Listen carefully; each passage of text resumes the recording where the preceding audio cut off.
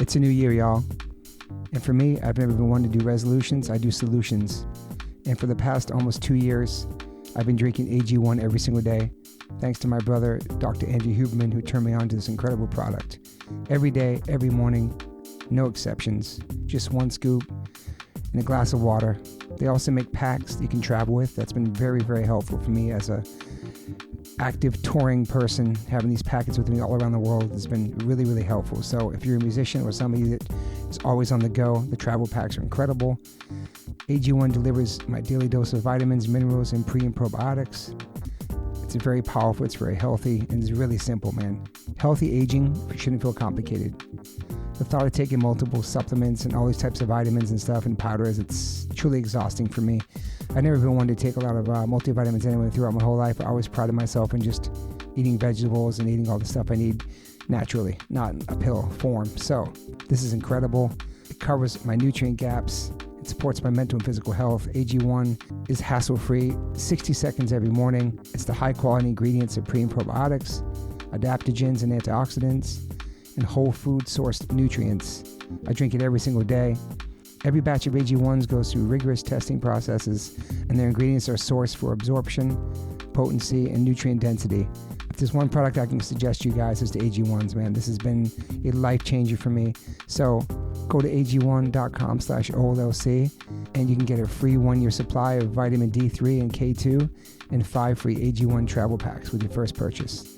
With AG1, I know I'm getting essential brain, gut, and immune health support, vitamins, probiotics, and nutrients for the day, and it's helped my mental and physical. So if there's one thing I can recommend to you guys, it's AG1s. It's my nutritional insurance.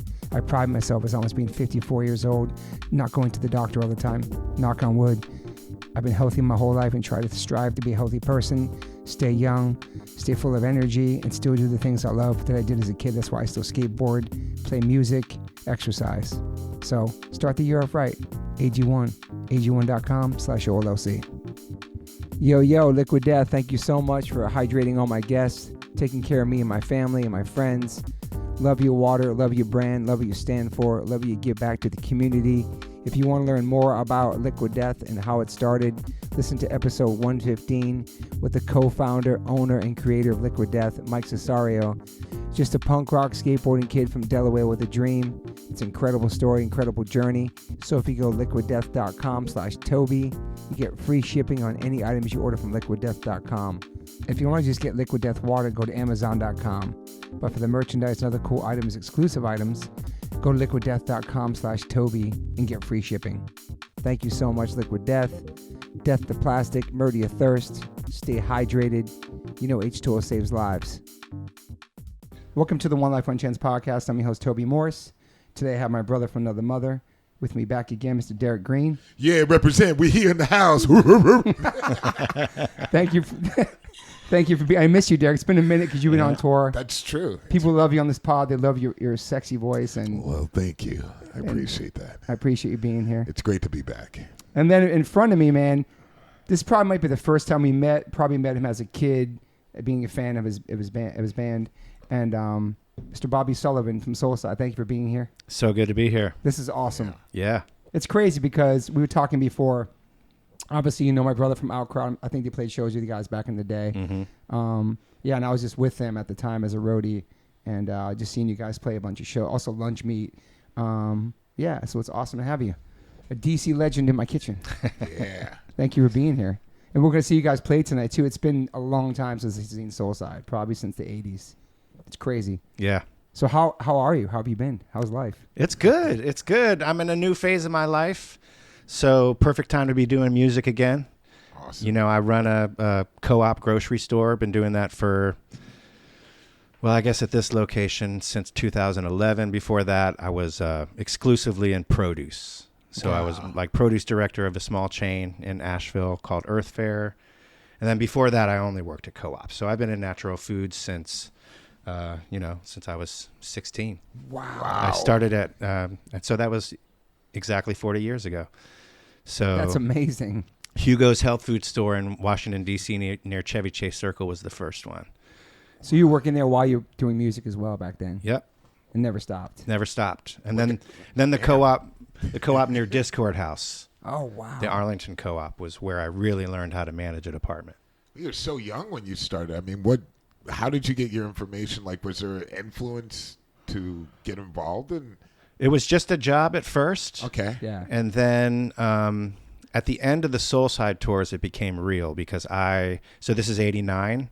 I came back from that long last tour sick. And I had Epstein-Barr virus, also known as chronic fatigue syndrome. Wow. It was a 6-month tour? Yeah. Oh, that's crazy. And I had possibly early stages of lymphoma. I had like extra lymph nodes everywhere. And I was really sick, like deeply sick. And the doctor said, you mentioned that you just became vegan. That's probably good. And that's all he said. And which that's surprising a doctor would say that. I know. Yeah. Especially back then. So I started doing research, and then working at health food stores was for the discount. Okay. Yeah. Yep. Because I knew that was my game right there. Wow. I can't believe the doctor would say that. It's crazy. Like now, 2023, 24. Yeah. How big plant-based is in the whole world. I mean, I definitely remember doctors always saying, like, eat your vegetables. Now you need to really start eating a lot more greens, vegetables, less processed food. They always say it. Even our parents were like that too. But even doctors will tell you, like, most people don't listen to anything we're saying. Right. They just... Yeah. Yeah. That's great. So that was just your mission. Did you go to college before that? Yeah, I went to Boston University. That's right. Which is how I ended up there. I went for film, but, it was a communications degree. So that actually really helped me move up in the natural food world, but it was hard to let go of produce as my game. Yeah. Because being a general manager for a co-op is very different. I'm the sole employee of a board of directors, and everybody else works for me. So technically, I'm the CEO. Right. But it's not a big store. But it's downtown Asheville. And when I started, we were doing $2 million a year. And now we're like 6.5. Yes. So That's it's been good. That's incredible. I was just going to ask, have you noticed a rise? Yeah, which is tough these days because you can get it all at CVS or wherever, right? Okay. So co-ops used to be the only game in town. Right. Whole Foods came on and Like the major label. Yep. John Mackey even said at a co-op meeting, my mission is to put co-ops out of business. What? Evil. But for me, I'm just happy that the products are everywhere. Because everybody deserves to be able to eat. Now the question is access. Right. Yes. Right. So one of my favorite things that we got going on now is Double Up Food Bucks. If you're on EBT, if you buy produce, you get your money back up to $20 a day to buy more produce. That's amazing. Wow. And we got to do that in natural foods because the price is too high for a lot of working people. Yeah. What do you think about subsidies or Whole Well, Foods would be nice from above? Yeah. Well, that actually was part of the Farm Bill. The Double Up Food Bucks program was federally funded. Okay. Oh, wow, okay. Wow. Yeah. So it didn't cost the store a dime except for figuring out how to do the logistics of it all. Interesting. Okay. Wow. But you have to get the grant, and we're not 501c3 or something. We don't pay people to write for grants or anything like that. So we just lost it. So now we're figuring out how to raise that money. Because it's also for farmers markets. Mm-hmm. So, but the thing is, farmers markets, I don't think are very accessible. They're, not to diss anybody. Yeah. But they're very expensive. Extremely too, man. expensive. They've all been coached to make that money. And every time I get into it with the nonprofits, I'm like, but don't you want working people to be able to afford this food? And they're like, that's not my concern, How is that not a concern? Working people being able to afford that. Right? I know. Okay. It's co-ops. Are there a lot of co-ops in this country? Yeah. So there's we're part of the National Co-op Grocers, which is we get to operate as if we're a chain. So we negotiate the contracts that way. I've been on the board for 9 years of the National Co-op Grocers. That's like 200 stores. Awesome. From PCC in Seattle all the way down to Park Slope in Brooklyn. Yep. Yeah. I wonder what the ones are out here. Yeah. I don't know about LA. I can't remember LA the seems name. like it's just Whole Foods ran. Do you know what I mean? Or Air One, or like. Yeah. Oh God. I thought Lassen's was maybe one too, but did you say Lawson's? no, right, one of those spots. Yeah, I thought it was a co-op, but it's really I thought big. that was like a convenience. You know what's crazy store. during the pandemic? That everything was missing from the shelves except for the vegetables. I know. I love that. I would go to I the would 99 go cent crazy. store, and and it was just like all like natural produce there. Nobody was like, touching the left over. vegetables. It was so crazy. Interesting. It was. You know what I was wondering about was why all the dog food was gone. Did they put all that into the food supply for humans? Like, no, that's I a didn't great notice point. that. where did I that? didn't notice that either. I did notice all the vegetables. I Man. know It was so crazy. all the vegetables every day. I was like, I had like just a plethora of like vegetables and everything. I was like, this is amazing. I'm doing all sorts of whole food cooking, and it was perfect. 99-cent store. Yeah, you're crushing over Don't there. sleep on Nice. it. You know, like I was like, it's the same produce that's like in other places super expensive, and I just didn't. I was like, God, I'm just gonna come here. Yeah. It's interesting seeing how the world's changed just from even the songs you sang and other bands you grew up, listening to, singing about, animal rights and vegetarianism and all, how the world's so changed now. Yeah. And it's just options everywhere. It's beautiful, man. It's crazy to think. I feel like punk and hardcore was like some of the first bands who were actually singing about this stuff. Obviously, Morrissey, Meat is Murder. No, but for sure. Yeah, but like in our world, Right. it's pretty awesome to see it actually coming. And you're still in that world too. It's awesome. Yeah. I mean, kind of. I'm really not. Asheville is a bubble, and that's what's so magical about coming on tour. Seeing so many old friends and being in a world where we're all familiar with each other's music, Yeah. art, photography, whatever it is, Yeah.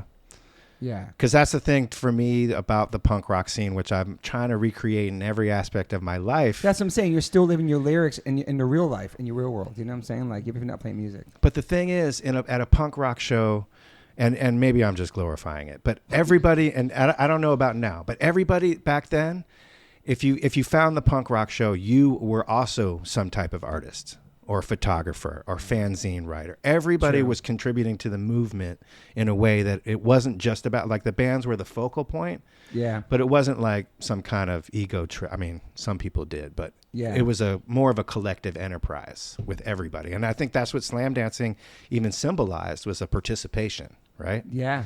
For sure. Yeah. So for you, like, not touring for so long and like just living down there, then now you're in LA playing shows, and the scenes, I mean, it's, I don't know if you know, but hardcore punk rock music in itself is massive. Like, there's so many new young bands. There's so much diversity, and so much diversity that almost more than that we had back then. Even with like 7 Seconds, Walk Together, Rock Absolutely. Together, and all these different bands singing about this vision of unity and this community that we had, and some cities did, and some New York was a little different. But now it's so insane. Like, just through my son's eyes and stuff, he's turning me on to how, like, it's such a beautiful thing right now. It's thriving. There's so many young bands putting on shows, VHW halls, like just different. It's really awesome, man. That's great to hear. Yeah, it's Yeah, crazy. We I go to know. shows all the time, check out new bands, and I never imagined it. It's really come around full circle in such a good way. It's really wonderful to see. I have to admit, it's great to see, like, there's like a good amount of women that are at shows and fronting diversity, bands. doing every Killing it. aspect of it, but just like even more diversity. I remember back in the day, it'd be like a few women that would be at shows participating in the scene and Yeah. doing their thing, either photographs or in the pit or just hanging out, and now it just seems like half and half a lot of times, and a lot of diversity and different cultures and people from different backgrounds. It's really great to see it grow so much. yeah, it's almost like the vision that people were singing about or really wanted to Yeah. be is actually happening now. Right. It's amazing, like, yeah. So for you to come out and play shows, is there any expectations of what a Soulside show will be tonight, or when you play, you just go and play, or see old friends and maybe new kids are coming out, or We fun. got really spoiled in 2014 when we started playing again.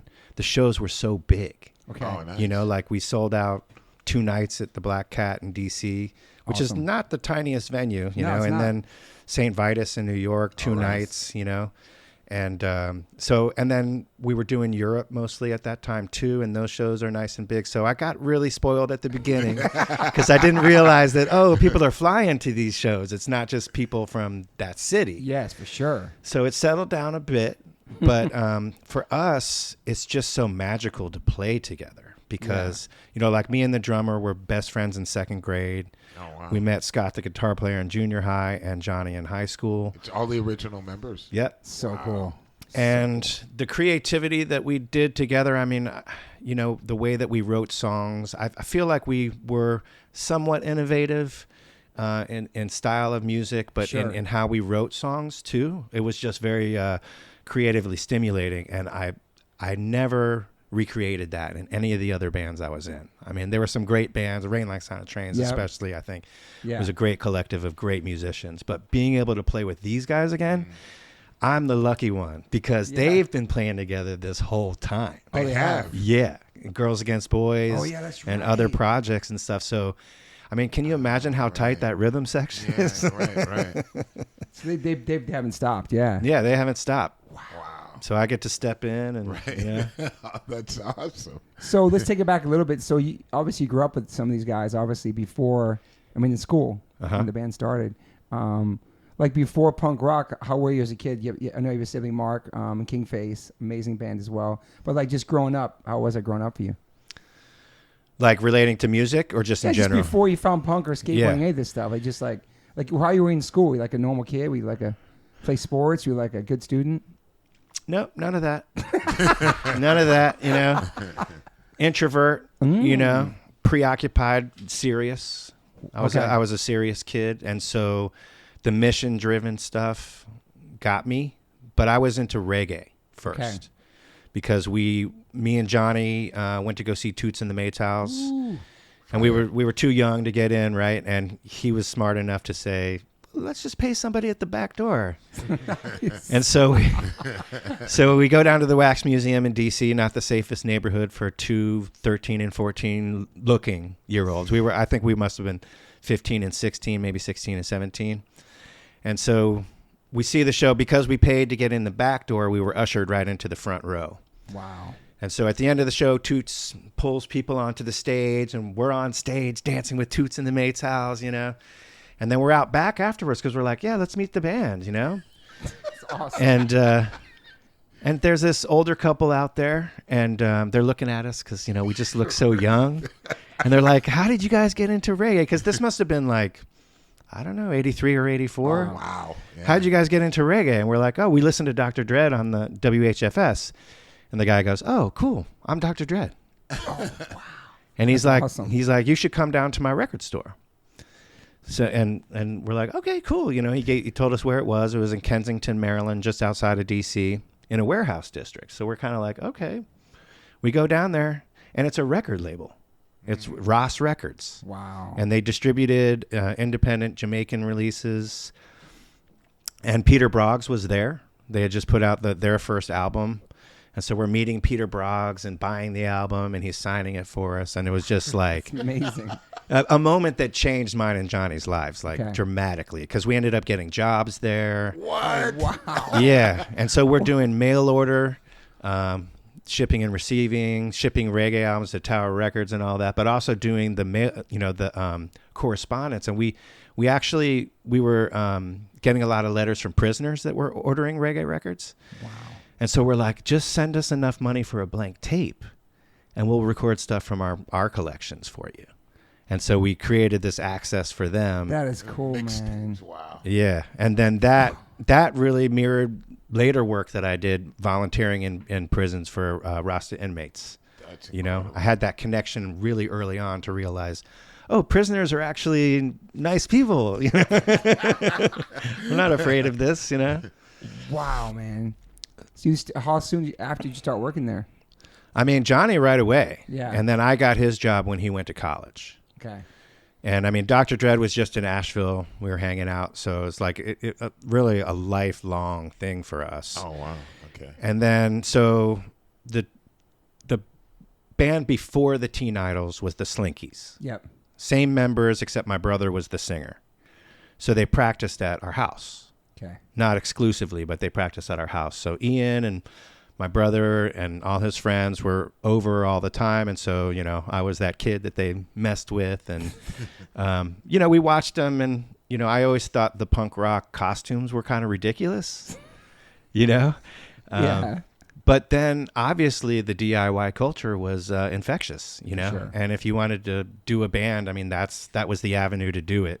So it made sense, but that's why I said earlier, I appreciate how you sing in your music. Thank you. Because that's what I always did, because reggae was my first love. Right. And then I realized at one time I really do like the Clash version of Police and Thieves better.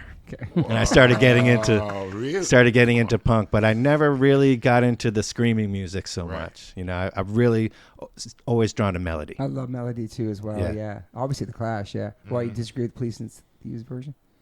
It's hard to say. It's just so different. It's extremely different. I mean, the falsetto of Junior Mervyn. I love. Yeah, It's so haunting. yeah.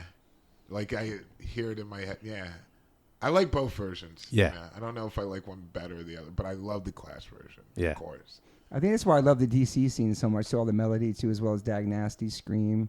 You know what I mean? Marginal Man. Everybody was more singing. Nobody's really too Government Issue was singing. It wasn't too crazy aggressive. Right. I I just love the loved melodies. it. I love the melodies. I mean, So I love 7 Seconds. that's what Yeah. I love, Melodies. I love like Dag Nasty and all like anything. I like all three singers. I like Yeah. all three versions. Yeah. of Dag Nasty. You know what I mean? Agreed. So I was yeah. definitely in the Sean camp. Okay. You know, because that was one of my best friends right there. Okay. But all of them, I mean, they're all like, yeah. Yeah, and Pete Kortner, you know, it's funny because we were in touch recently because we played at, is it Ziggy's in north of New York somewhere, and he came to that. Oh, that's and, cool. And so I listened to his music again, and I was skeptical about Field Day, Yeah. but I listened to it. And I just realized like how fucking timeless Pete's voice I is. love his voice, man. You know, and that's the thing with all these bands. It's just like timeless. Yeah. Which is funny because back then you'd think it would be ridiculous that we'd still be doing it in our late 50s. It's crazy. It's true, though. But it is timeless in this way, you know? Yeah, I remember back then, even just hearing Wig Out was such a drastic change from Can I Say? Yeah. But I loved it. I don't know. I just loved it. I loved it too. The changing singers, which is Yeah. like difficult. It was difficult, but for some reason it just I don't know. I just Godfather got songs. right on to it. I was just like, I like this. Yeah. I really like this. You know, I didn't want to let go because I really loved the band so much. Yeah. It was such a big influence, and I was like, oh man. I was like, okay, so they changed, but still, it's so good. Yeah. Well, you got Brian Baker, the man. Right. I mean, that's a testament to his legacy, Yeah. too, that he was the connecting thing. For sure. He was significant enough for it to be like, yeah, a new singer? Cool, let's try this. Yeah, and still killing it now. Bad Killing it, Religion. yeah. Like, Yeah. so was Lunch Meat your first band? Or there's some bands before that? We actually had a band, this is interesting, because I went to go, like, Thievery Corporation is one of my favorite groups. Okay. I just love what they did with, did like sampling and all that stuff, but then bringing in live musicians. And I love dance music, Okay. you know? And so I always liked them. And at one point I was like, I wonder if I know these guys. We're like around the same age, DC, all this. So they're playing at Moog Fest in Asheville. Okay. And somebody messages me on Facebook, hey, how many tickets do you need? And I was too afraid to be like, how do I know you, dude?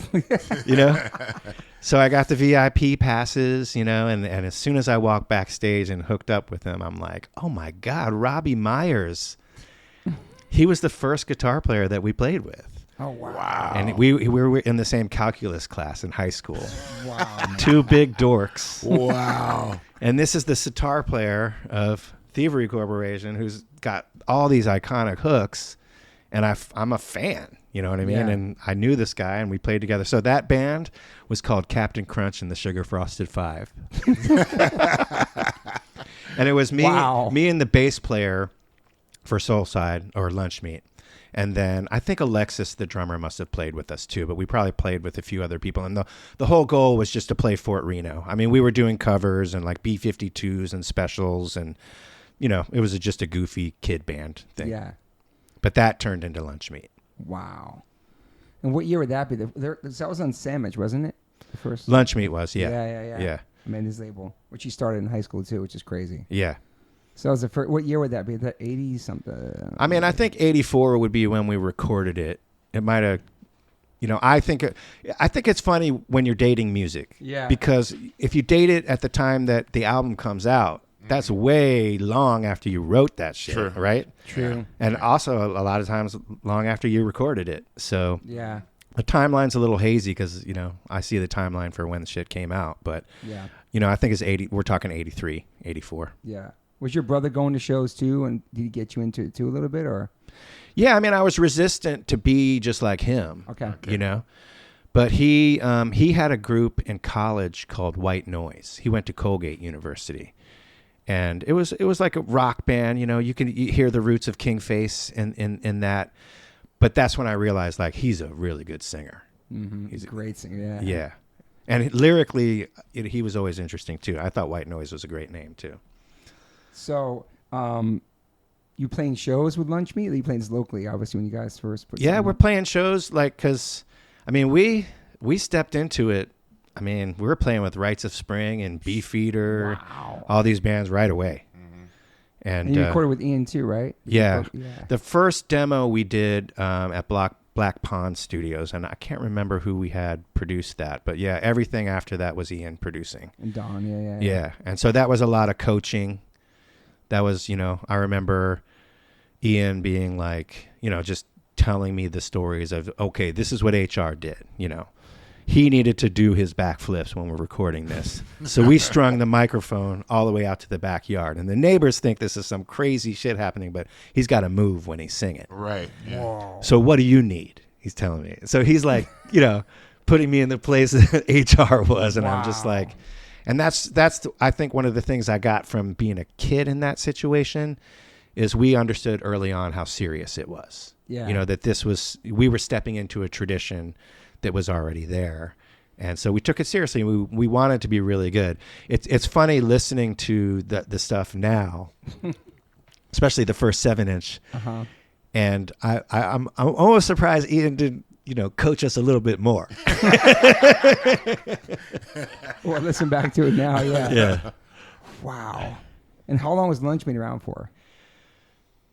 So I don't know. A couple years? Couple years, and then we went to college, and that's when I think we became Soulside before we went to college. But then we went to college. That was, you know, what we were supposed to do, and that's when Chris, the bass player, joined Ignition because he didn't go, and then we came back, and summertime was a good time to play DC, and the holidays were a good time to play DC. So it worked while we were in college. Okay. And then we realized we got to do this. So we started taking off semesters to go on tour. Wow. So it was wild because, you know, I'd be on tour for months, and then the next day I'd be in class. Oh, that is wild. That is wild, yeah. It's coming back to reality. It's just different touring, yeah. And then people in my school are like, you're in a band and you tour and we haven't heard of you? They didn't get it. Yeah. Right. Yeah. Which is funny because I was on a plane to Poland for this festival that we played with Scream, and my hair hadn't locked up again yet. It was just like mostly frizz. Yeah. Right. And I had like I'm reading this hardcover book, and it was so funny because I'm sitting in between two young people and they're like, "Are you a professor?" They're like, "Not, are you a musician?" They're like, "Are you a professor?" And I'm like, no, I'm in a punk rock band, and I'm going to play in Poland. And they're just like, I had to explain to them too, like, yeah, this genre. Well, I guess it's different now, but I mean, it's not a thing about getting famous. It's a thing about sustaining it and keep doing it and just doing what you believe in. Yeah. And it is sustainable. It at least pays for itself. 100%. That's so funny, man. You a professor? Are you a professor? Well, the first Soulside record, obviously, Less Deep Inside Keeps, one of my favorites. I thought it was 87. It was 17. I started going to shows in D.C. then because I lived in Southern Maryland. So my brother Rusty would take us to all the shows, like Wilson Center and all those spots. And like, it was such a magical time, man. Yeah, like, for real. In D.C., man, just all the different shows and the Wust and really sketchy, scary neighborhoods, but the shows were crazy. And the local skins were there, was always like intense. But the shows were always just like, I was so young, just like in awe of all of it, you know, like just loving being part of this community. Yeah. Because like, I heard the Sex Pistols, and I thought it was cool to skate too, but it was really nothing I connected to lyrically, like What Is a Bollock, and, you know, or like some of the punks like fuck your parents. I love my mom. She raised 3 boys when my dad died. Like, I wasn't like angry like that. Like, I loved, for me, I felt like punk was like almost like fuck everything, anarchy. And then hardcore and this other type came was like, let's try to fix things and make the world a better place. And that's what I really connected to, especially in DC, with all the activism and the free shows and all the stuff people were singing and talking about. It was educational for me. Mm-hmm. Do you know what I mean? It was a whole absolutely. It was a whole world. And yeah, it was like, instead of burning everything down, let's build the new world. Yes. And we're not even resisting anybody. We're just building a new world. Yeah. That's what was going on. It was beautiful, man. It was something so, I don't know, just something so different, you know? Especially like, cause I moved to New York after that, and I was like, wow, this is a totally different, you know what I mean? Like New York just was so hard and so abrasive. And the people that I met in that scene were just like scary, but they bullied me with love. You know what I mean? And just going from that world to that world. Yeah. Like New York and DC was just like a CBs and all that shit. Like, yeah. But still, like you said, everybody was really so sweet. Like I remember meeting like Roger and Vinny from Agnostic Front, and like expecting to be really intimidated, and they're immediately putting you at ease. You know what I mean? 100%. It's just that was amazing. And you know, I roadied for Slapshot when I lived in Boston. Oh my God! My wife just saw them here last week. She loves them. But it's the same thing, you know. It's like that's so different than coming from right. I know. How was that? It was fun. I mean, it was a little bizarre, you know, because there was some Nazi imagery going on at the beginning. I mean, not as a joke thing, but I would never joke with that stuff. And there was one show at CB's I roadied for them, and we stayed with some Nazis, or at least people who had Nazi memorabilia in their house, you know. And so it was a little shocking, but then I don't know. To me, it didn't seem as polarizing as you have today. Yeah. With the fucking neo-Nazis and stuff. Oh, yeah. And that you wouldn't even be able to be in the same room. And so what I could appreciate about that was they respected Rastas. They respected different people. They just had, I don't know why they were into that stuff, honestly.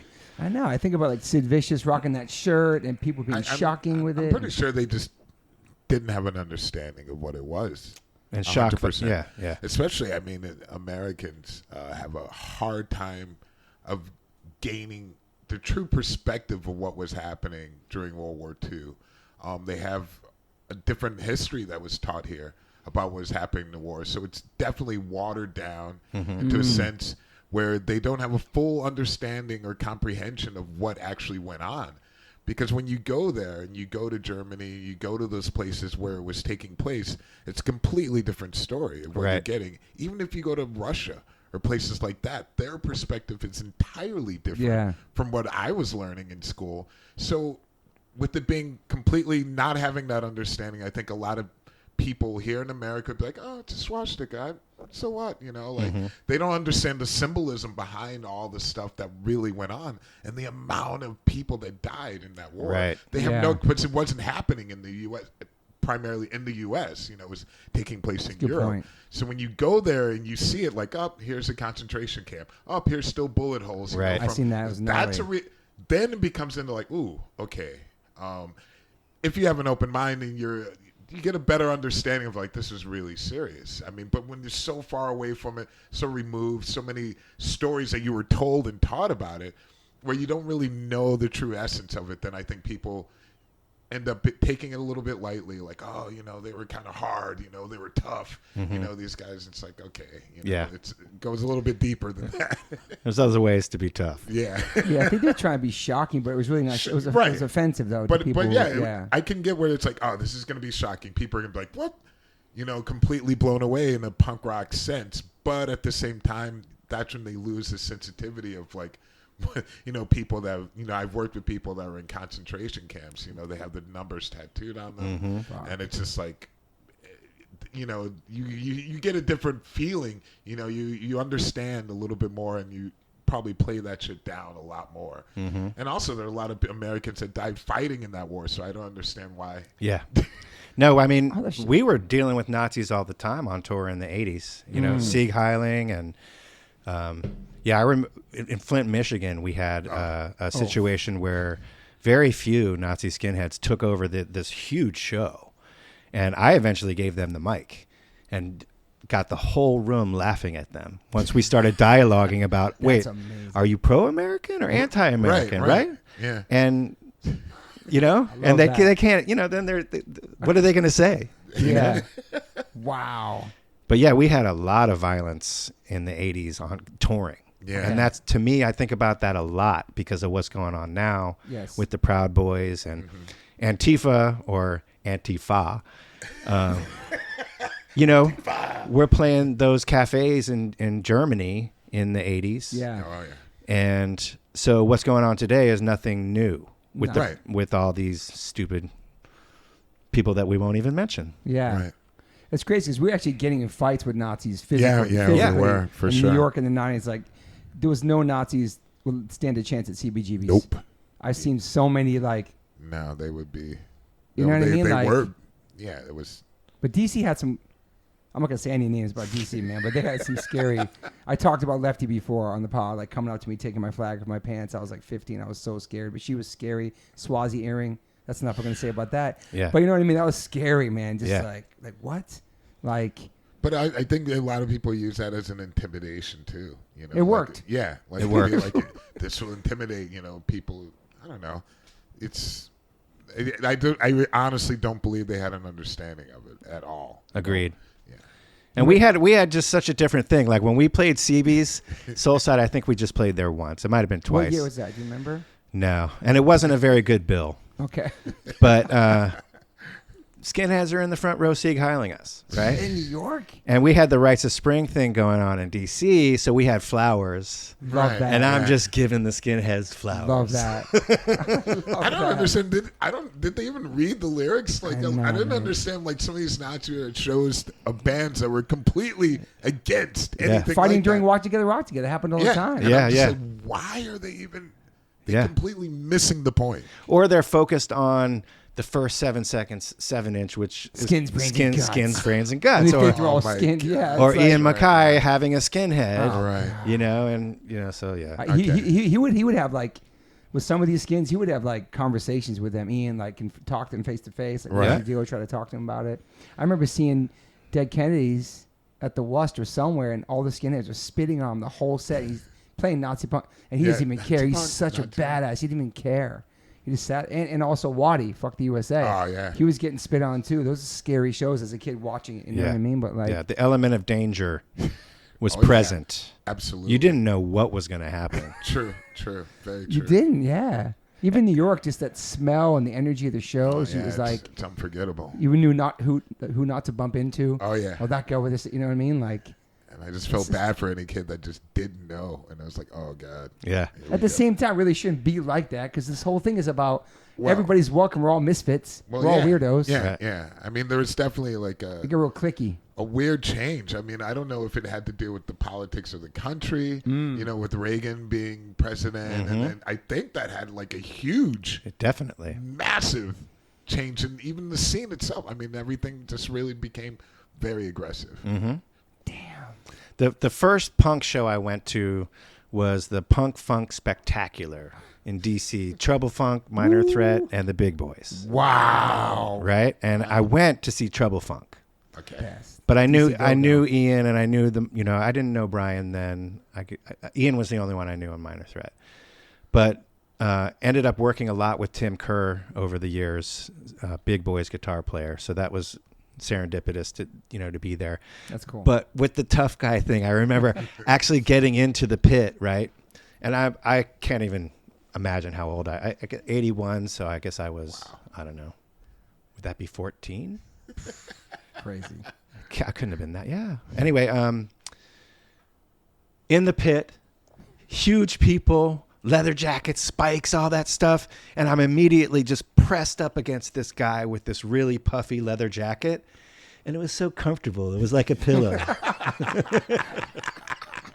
But the only way I could get out of there was to get on top of the crowd. You know what I Yeah. mean? So that was a great first show to go to. Oh That's my amazing, God. dude. Trouble Funk, like the whole DC Go-Go, Yeah. Rare Essence, all that stuff. Yeah. That's incredible. That's See, a whole the- different scene itself. Yeah, the go-go bands played our, high school proms and stuff. Even junior high school prom was Rare Essence, EU. Yeah. And I remember that. Yeah, well, I guess like one of the last Minor Threat shows was with one of those groups. I think like that too. That was the one. Okay, so you were at that one. Wow, Yeah. Yeah. so cool. Great way to start out. Yeah, for the first show. Mm-hmm. Were you into hip hop growing up too? Oh, yeah. Yeah. I mean, it was all meshed in. Totally. Mm-hmm. And I mean, you can hear it in our music. Like the first album, I think was still us like interpreting what we were hearing from the other DC bands. And Trigger was the album that we put out that we felt like we had established our sound. Listening to it now, I'm not sure how distinctive it was from other people. But we would start with a hip hop drum beat, add reggae bass, and Scott on guitar just making noise, you know, and then me singing melody is kind of how we approached the music from then on. So I mean, obviously the first record, Pearl the Stone, just like Don't Let Me Down, all these songs, because I love the melody. Other side of this, all that, dude. And days to come, Fresh Air, dude. The whole record just like goosebumps. I listen to it still. It brings you back. You know what I mean? we're playing a bunch of those songs Oh, tonight. I'm so excited. And then Trigger too, like for like Trigger, like fuck, Name in Mind, like just those lyrics.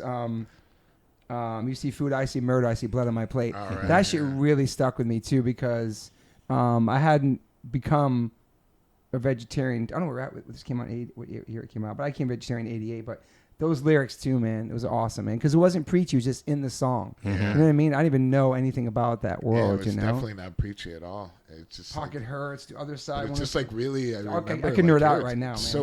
So many great melodies. Like it's funny, like putting on a lot of the albums and stuff, it like immediately comes back and it's like transforms me back into time. Like first getting it, I'm like, oh, I remember where I was exactly. You know, and it's crazy though. But all the Soulside, like I love the melodies were just so great, and the lyrics, and it was just so uplifting. You know, it's like whenever I was feeling like, oh man, like I want to hear something that's gonna bring my spirits up, you know, and just feel a part of something. And I would always remember just like putting out like, oh yeah, and even now it's on my playlist. The song will pop on, I'm like, oh my god, this song, yeah, like. But it's really incredible, you know, the feeling that came from it was different from other. It was. There's nobody like Soulside. There's nobody that could.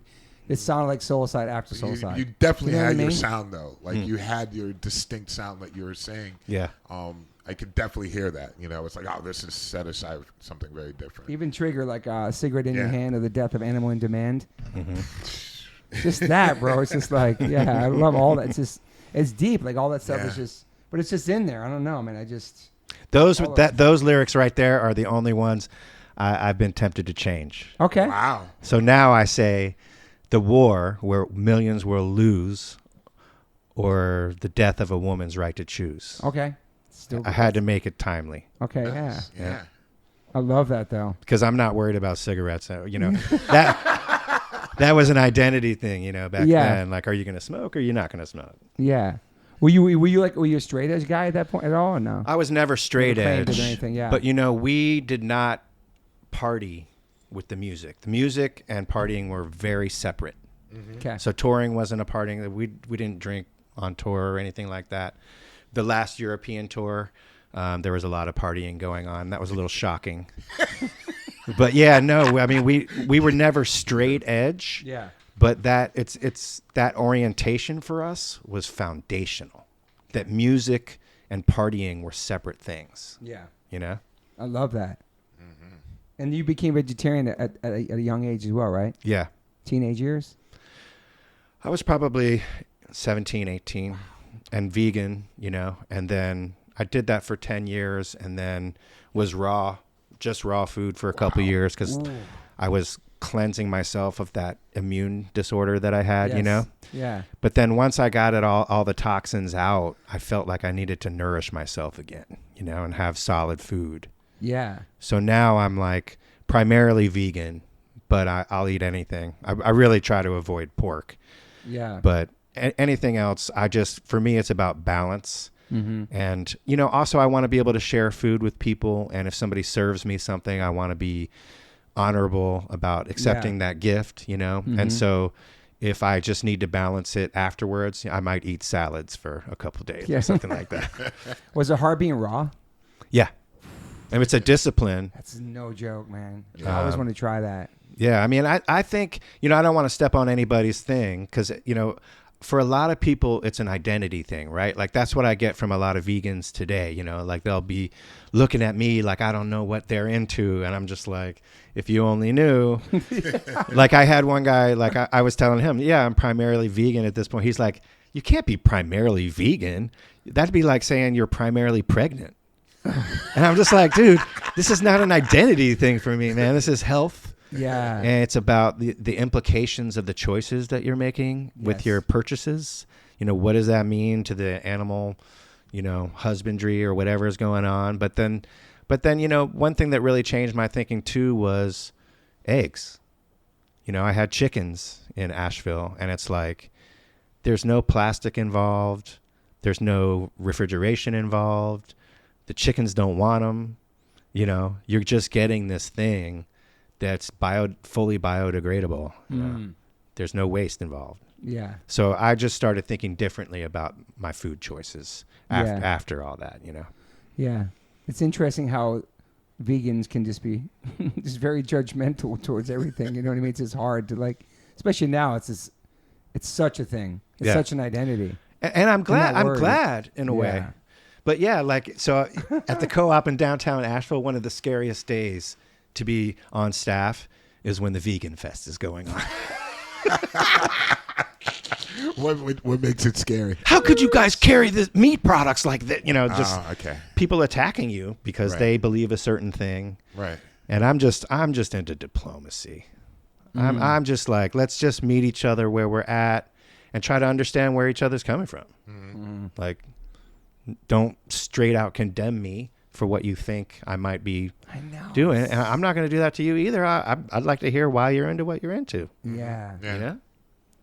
Is it true that you're one of the few American bands who played Berlin in one of these punk shows out there in the 80s? Yeah, we were the first, but somebody recently told me that Youth of Today might have been before us. Oh, okay. But there's a great book about that scene called Burning Down the House, Haus. Okay. And that punk scene that was putting on those shows is credited with basically igniting the movement that took down the wall. Wow. So that's amazing. Yeah, it was illegal, completely illegal. We had to sneak across as tourists at Checkpoint Charlie, right?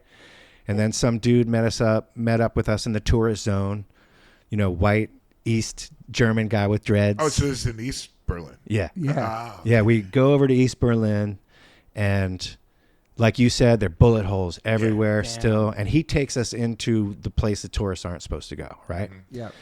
And we're walking down the street headed to the church because that's where they were putting on the shows there's like soldiers and everything. And we're starting to get a little nervous. Like, is this cool? And he's like, oh yeah, once we get into the church, we're fine because it's sanctuary. We're like, okay, that doesn't sound great. But yeah, we played in a bombed out church in East Berlin. Wow. 6 months before the wall came down. That's incredible, man. Yeah. And then Poland, Stevie Wonder and the Twinkle Brothers were the only Western bands that had been to some of those places before us. Wow. And Youth of Today, maybe. And Verbal Assault was quickly afterwards. Oh, wow. And Verbal Assault might have been there before us too. Wow. But Fugazi came really quickly after. And that's why we still have a significant presence. I don't know how to put it. I don't want to sound like overblown, but we kind of still matter a bit to people over there because I think because of the timing, their lives changed so dramatically. And the people that were organizing those DIY shows at that time became accomplished promoters and journalists, and you know, so it's really amazing to go back over there and hang with all them. Yeah, you're part of something really special. Yeah. That's crazy. Also, Verbal Assault, let's give them a shot because they're one of the most underrated bands in the world. Yeah, absolutely. Lyrically, everything. Man. Everything. We toured with them recently. Oh, that's right. Yeah. That's right. With Bedmaker. Yeah, on the East Amanda's Coast, fan. because we saw on the West Coast. Yes. It was great.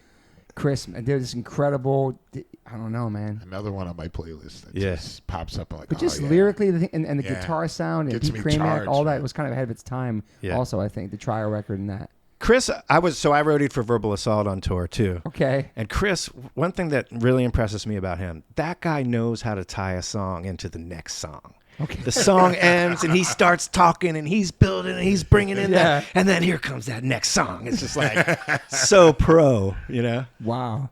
For just kids that were in a hardcore, they started touring when they were like 16. I know. Right. His voice is still awesome, man. Yeah. God.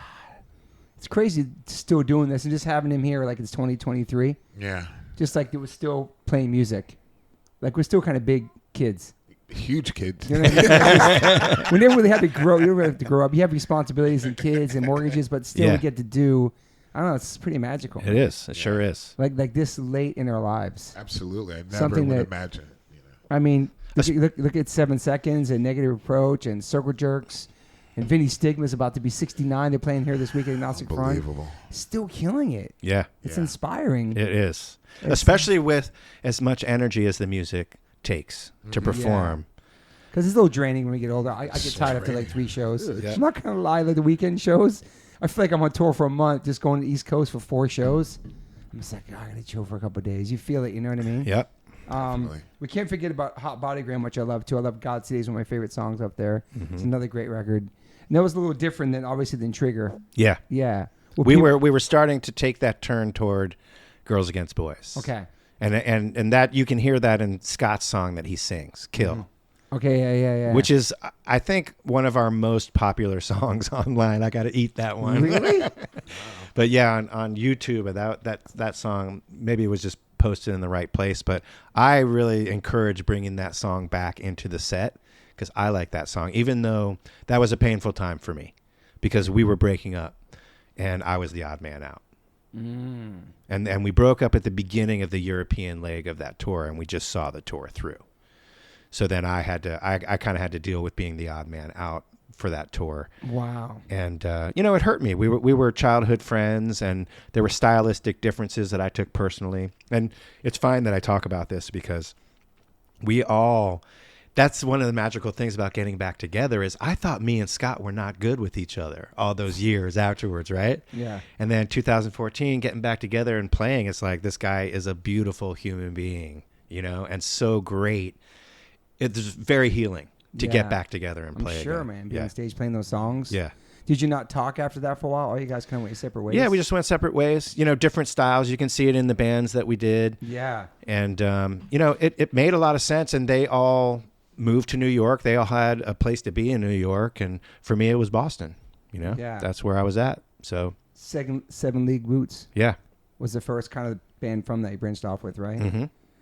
And those guys went to New York, and Girls Against Boys kind of started in New York, I guess? Yeah.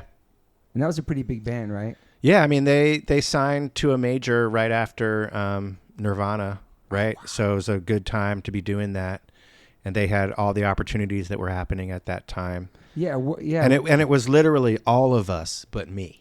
Because the only additional band member is Eli Janney, and he was our sound guy on tour. So it was like they just took all that. So you felt a certain way. You kind of felt kind of sad. I'm like, yeah, obviously. A little bit. Yeah. I would be too. Yeah, but it didn't feel so malicious. It didn't feel malicious. It just was like, just we're going different ways, going different directions. What was your take on the grunge explosion too? Knowing Dave Grohl, who is still what I hear from being a bunch of people, the most humble, same person, even though he's in the biggest band in the world. Like that explosion, all of a sudden, this Dave Grohl I saw with like Bleached Hair playing and Scream. Now he's in this huge band. It was crazy time, man. And his first record is with Mission Impossible, and we're on the split 7-inch together. Oh wow, that's right. Right. So our first record and his first record is the same record. So yeah, Dave was and is still a really good friend. Yeah. All I hear is good things about him, and like still the same. Like he was at Discord a couple weeks ago or something. Yeah. Magical guy. He deserves to be where he's at because he's a hard worker, and he's a real musician. And I realized that when I went to his house, when we were young, and like he had a music room, like his mom was just like so encouraging of that, and he played every instrument. And that was different than me. Yeah. Yeah, that was pretty. Yeah. Yeah. Just knowing that, you know what I mean? He was phenomenal. Always. Phenomenal. Did you see him in Scream back then? Yes. You did. It was them and maybe Agent Orange. Oh yeah. Oh yeah, we did that. We did that with them too. Scream, Soulside, and Agent Orange a few times. Wow. And I was just First Avenue in Minneapolis. We played the big stage. That's awesome. Yeah. It's such a great venue. Yeah. And they were just so good. I mean, I was just so tuned in to see him specifically. You know, I was just like, there's something about. I mean, I love Scream. The melodies are again one of my favorite bands. Like I put it on now, I'm like, timeless. And but his drumming, to see it live, I was just like, it changed everything. With even the band I was in then, our drummer was like, I'm getting rid of this, Tom, getting rid of this, a lot less. You know, I don't need all this stuff. Yeah. You know, and it was incredible. Have you seen the Foo Fighters before? I've never seen them. Yeah. Dave came to Asheville with Dave and Friends. Okay. Like with Warren Haynes and a few other people, and I went to see that, and that was great because he was on the drums. Yeah. Oh, that's cool. Yeah. I love him on drums. I mean, he's just one of the top drummers. It's crazy to like be in Nirvana, and that's massive. And then you go to another band that kills it too, it's crazy. Man. Yeah. Lightning striking twice. But the grunge thing was cool to see happen. Yeah. And were you open-minded to it back then? Yeah, Pearl Jam Pretty sick opened band. up for 7 League Boots. What? That's not really fair to say. Do you have a flyer? Yeah. Sick. It was Boss Tones, Lemonheads, Buffalo Tom, 7 League Boots, and Pearl Jam got added really late, and it must have been one of their first shows. Wow. Because nobody knew who they were, and they played before us. And equipment all said Mother Love Bone on it, and we're like, who are these guys? And then they played and killed it, and Eddie Vedder came out on stage during our set, like we had a Sly Stone cover, and he came out like dancing next to me. That's amazing. But yeah, really down to earth, and that's what I appreciate about the grunge thing. And I like the music. I like the music. Yeah. And I kind of wish King Face had been from Seattle, because that's a great point, man. Their rock thing made it hard for them to fit anywhere but DC. And then grunge came out, and it was like, wait a minute, King Face was kind of doing that. Yeah. I appreciate it more later on in life. I guess I was my punk blinders on back then. I don't know. For me, I was just, what is this? It's on MTV, whatever. I'm a punker. This isn't, you know what I mean? Then when I get older, I was like, wow, this is like, I love Pearl Jam. There were so many good bands coming from Seattle. I mean, Temple of the Dog. It's just like Temple of the Dog. Going Hungry. I mean, it was like it could do no wrong. Like everything, I was like, finally. Yeah, there's like Tad. People really. Tad were great. So you were into it for you loved I was very into Melvins. I was just like, the Melvins. Man, I was like, I had the early on Nirvana stuff, and I was like, this is good. This is because there was a lot of, really, a lot of bands that were coming out that I didn't like from that whole glam phase that was going on. That was huge, and I was like, completely turned off. I was like, ugh. But the grunge kind of like crushed that whole genre. Destroyed it. Yeah. It squashed it. I was like, finally, there's people actually playing, talented, like really talented, lyrics that I could get into. I was like, oh, they're not talking about the same shit. Just melodies, incredible melodies, great songwriting. I mean, Soundgarden. God, yeah, they're sick. Yeah, I saw every tour they did, and it was just, and they had incredible tour packages. Yeah, Voivod and Soundgarden, Faith No More was one package. I saw them with Primus. It was like all these bands I love, and I was like, and they were there doing their own thing, sounding incredible. We toured that European tour. Soundgarden was there at the same time, and we played the same night in a few cities. So we're going head to head with Soundgarden, right? But we're playing in the squat, like sick. 5 bands for $5 kind of thing. Yeah. And they're playing these expensive tickets at these small nightclubs. And I got to talk with Chris Cornell years later in Boston about that. He's like, oh yeah, Soulside. He's like, because we'd roll into town, and because the DIY thing, like our posters would be, wheat pasted everywhere, right? Everywhere. And Chris is like, yeah, man, we were ripping down your posters left and right. And I'm sure he was kidding, but it was pretty funny. It was funny. That's funny. Yeah. So 7 League Boots, you guys played for a while. Was that in Boston? Yeah, just in Boston. And we did a tour, but we were genre bending, and it didn't really work out. Yeah, was it a hard transition going from Soulside to a brand new band, starting over in a sense, or no? No, I mean, it was an interesting experiment. I mean, I think we smoked too much pot. Okay. So we just thought it was better than it was, is my take on it. Lesson learned. Yeah. Because I think blending rock and reggae made sense, in a sense that like the Boss Tones were doing it with metal and ska. We were the stoner version of that, right? Okay. And in Boston, it was great because the Boss Tones horns would back us up.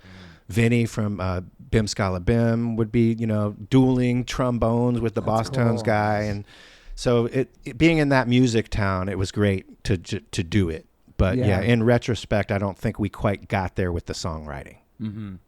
And then you end up going back to DC. And then I went back to DC to join Rain Like the Sound of Trains. Yeah. I had to be with those people. Yeah. Were you missing DC? Obviously missing being home and stuff. Well, and Boston just got old for me. I mean, it's a college town. Yeah. It's just there's a lot of testosterone going on. For sure. And DC is I miss DC a lot still. Like I was back there recently eating in a restaurant. It was like I wanted to eavesdrop on every conversation because it's just, there's politicians, there's just intellectuals, foreign policy experts. It's just so intellectually stimulating. Yeah. I really wanted to get back to that. And that was great because I moved back into a group house in Mount Pleasant and was just like right there with all the bands that were happening at the time. So that was great too. Yeah. Was that in 90? Yeah. Yeah. Mid 90s, I guess. Yeah. It was a little different in DC compared to obviously when you left. Yeah. Different time. And same thing, Rain Like the Sound. Like that's the thing I'm sure you all can identify with as musicians is like the audience kind of wants you to do the same thing. Yes. Oh, yeah. And so when you're trying to do something different, it doesn't always land, right? And Rain Like the Sound of Trains, we had that same experience of going on tour and people just didn't get it. Same with Sevens, my band after that with my brother.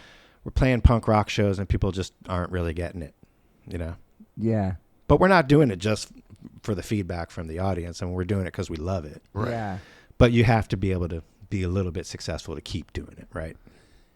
Yeah, I remember that too. Like just seeing Fugazi and people would try to like stage dive or think it's because he was a minor threat they had to act a certain way, but it was something new he's trying to do. I remember all that insanity of those first shows too. I remember getting lyric sheets he was handing out in the crowd the first couple of Fugazi shows. That was a whole different thing in itself too. You ever see him? Obviously, you saw him Brace, right? Oh yeah.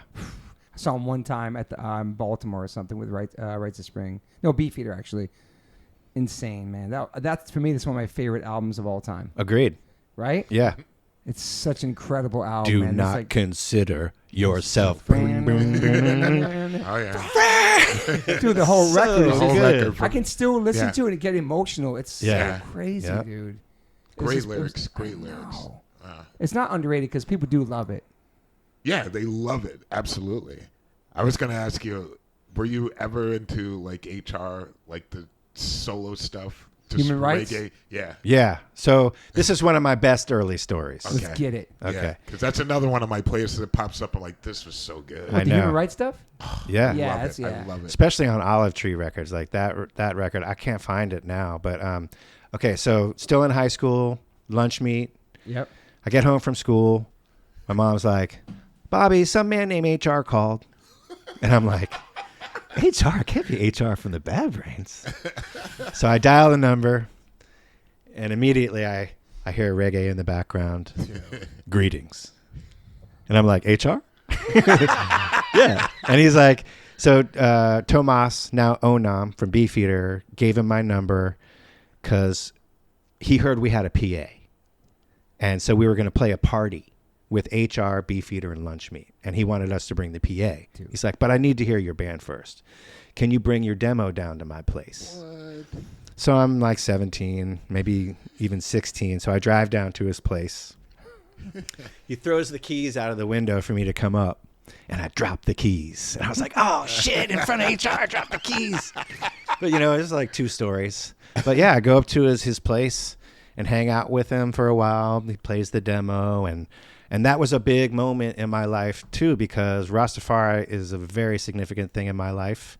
And with the Bad Brains, so because I've been working for the reggae record label, right? Yeah.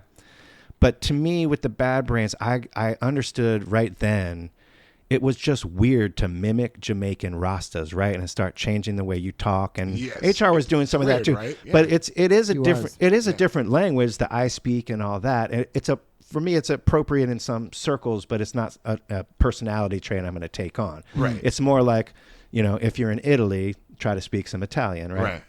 But so I always felt like in America, the Rastafari movement would be different, and that it's not about mimicking the Jamaicans. They have their own take on this African-centered religion in America, North America, I should say. we would have a different take on that. And it didn't blossom like I hoped it would, but I think it was rooted in punk rock. Yeah. And of course reggae in the US. Just like in England, it was, it was more so in England, punk rock and reggae growing up together. Sure. In the US, it was more hip hop and punk rock growing up together. Yeah. So, yeah, that was a significant moment in my early ideological development. Yeah. And then HR always remembered me after that. The party didn't happen. We ended up playing at DC Space with him, with HR. And then I hung out with when the Bad Brains got back together, I hung out with them in New England on their tours then. HR always remembered me. Just great guy. Yeah. You know, just like that was the thing about all those older brothers in DC. And I'm sure you guys had the same experience where there was mentorship happening. Yeah. You know, they saw in you a younger person and wanted to lead you in the right direction. And I never forgot that. Yeah. I wonder if it's the same as, I guess, yeah. I had some mentors in New York, I guess. You did? Who would you...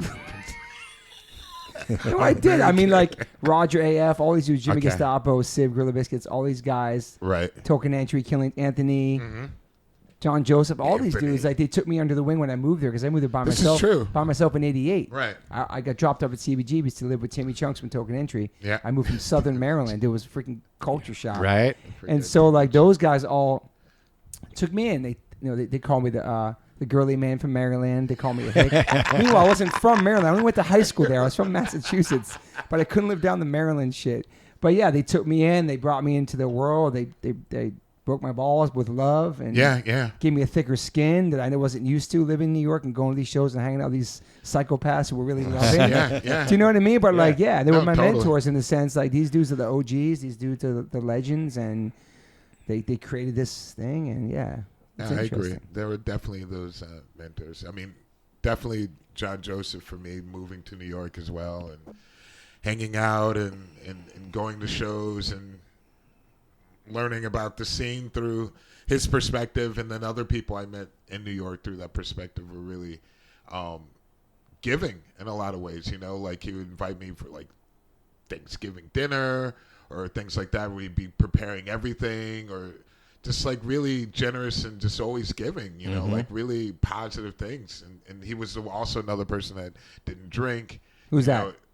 Blood Clot. Yeah, would you take you to the Christian temples and stuff like that too? Everything, anything that was disinterested or like working out or whatever, just like it was cool to have somebody that I completely respect, you know, and it was just idolize their music and what they had done and just it wasn't, I didn't see it happen to everyone. You know, so I was just like, it made me feel like special, like, man, I can do this. And, you know, it really belonging, you know, so it was nice to. You had dreads for so many years. Was it for Rastafari as well, too? No, but I mean, it was because of skating, Steve Stedham. Okay. Was the one guy, and I was just like, yo, this dude's got dreads. And I remember I was like really getting into like Marley and Mutabaruka, and I saw like this film. It was like The Land of Look Behind. Oh, yeah. Yeah, I remember that. Amazing documentary. It was like, it blew my mind. I was like, yo. I was really getting into it. And then I was like, it was a combination of all those things. So I was like 15 years old, started growing dreads. And everyone just started making fun of me. Like black people started making fun of me. And it was interesting. I was just like, what's going on? They're like, you need to comb your hair. Like, what's wrong with you?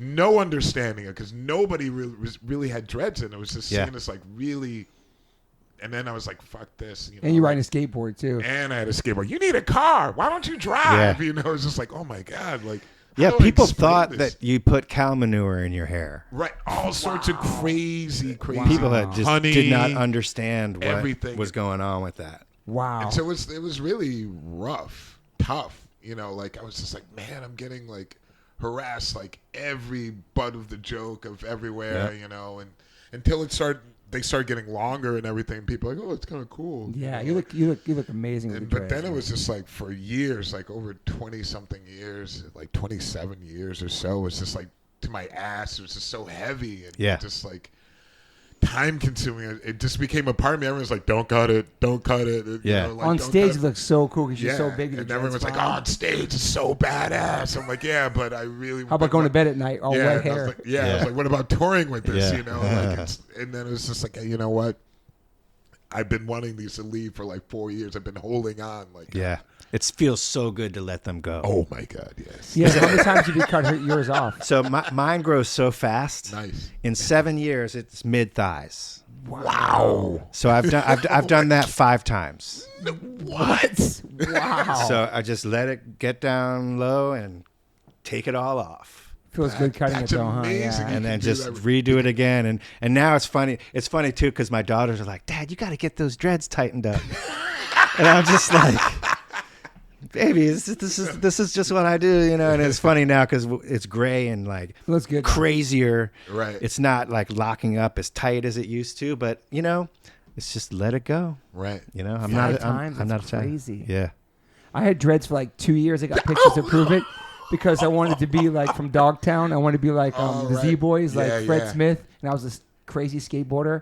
I used to go to Cedar Crest and like Mount Trashmore. But I had like pretty sick, like down here dreads. No but way. yeah, it didn't gotta really see work these out for photos. me. But it was only because of it was like skater style. Yeah, you know what I totally. mean? Yes, I. And your brother had dreads, right? Yeah, No way. yeah, Are you serious? yeah. And Todd Friend had dreads. No. Yeah, man. I love that you still have yours though. Looks good. Yeah, I was wondering if you still had dreads. You ever want to grow yours back or no? No. You still laughing at my brother having dreads? Yes, absolutely. I cannot. I also want to talk about your activism. You got heavy into activism too in DC, right? Mm-hmm. Was that when you came back from Boston? You already been kind of in the mix of that throughout your life living there. It started in Boston with the anti-apartheid movement. Yep. You know, and the culmination of that, and those were the first marches I attended, right? Yeah. And then Nelson Mandela got out of prison, and I saw him speak in Boston. Wow. And just that, seeing that and feeling like we were a part of getting him released, which, you know, I don't know how much of a part we really were, but Yeah. that changed. Yeah, that changed me. Yeah. The power of the people. Definitely. You know, and then there were the punk percussion protests in D.C. because we couldn't protest close to the South African embassy. They kept you a certain distance away. Yeah.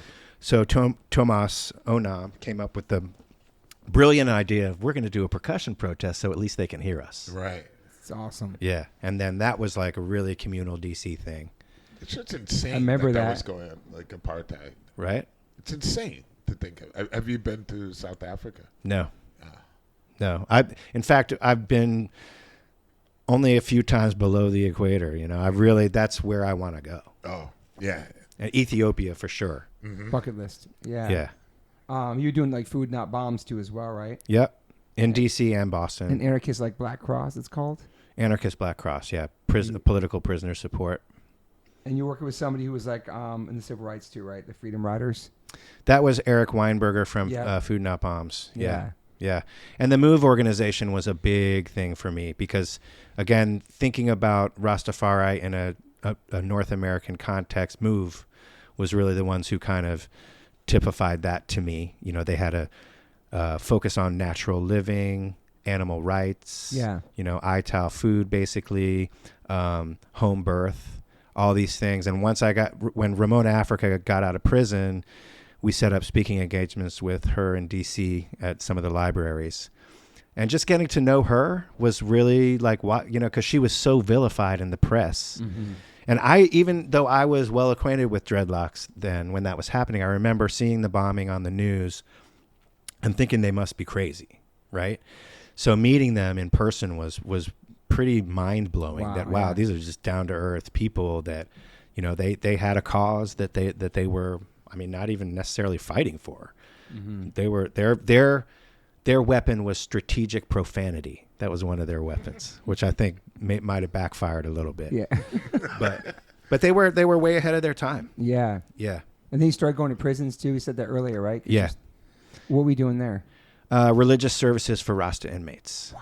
Because in the federal prison system, they have the same rights that Christians, Jews, Native Americans have. Okay. There's a certain amount of funding available to them. There's just nobody who's going to come in and do the services. Mm-hmm.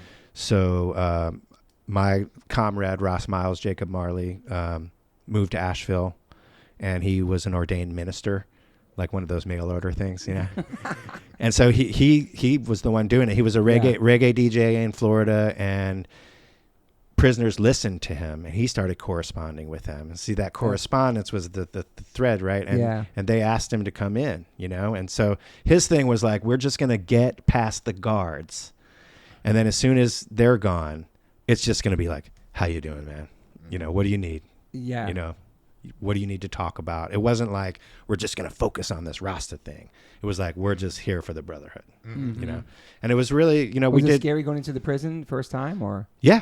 I mean, it really scary in North Carolina because the prison guards are just like scary, not very glamorous looking people. They're from small towns, you know what I mean? And they don't, what's crazy is that if you commit a crime in the U.S. Virgin Islands, you end up in a prison in North Carolina. Wow. So there's real Rastas from backyard in those prisons, and the guards have no idea what the fuck any of that's about. Okay. The talk so it was the best work I've ever done.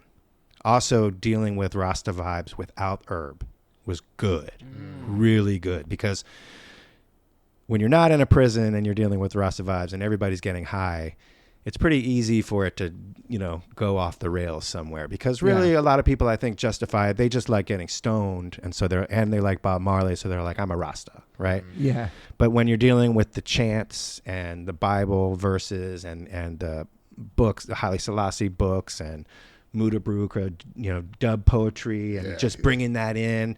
We ended up bringing bands in. We had Bamboo Station play in a prison, and Naira from the part of the Virgin Islands scene. It was just like amazing to be there. And one guy, Stephen Smith, who was in medium security. So we did everything from minimum security to maximum security. Okay.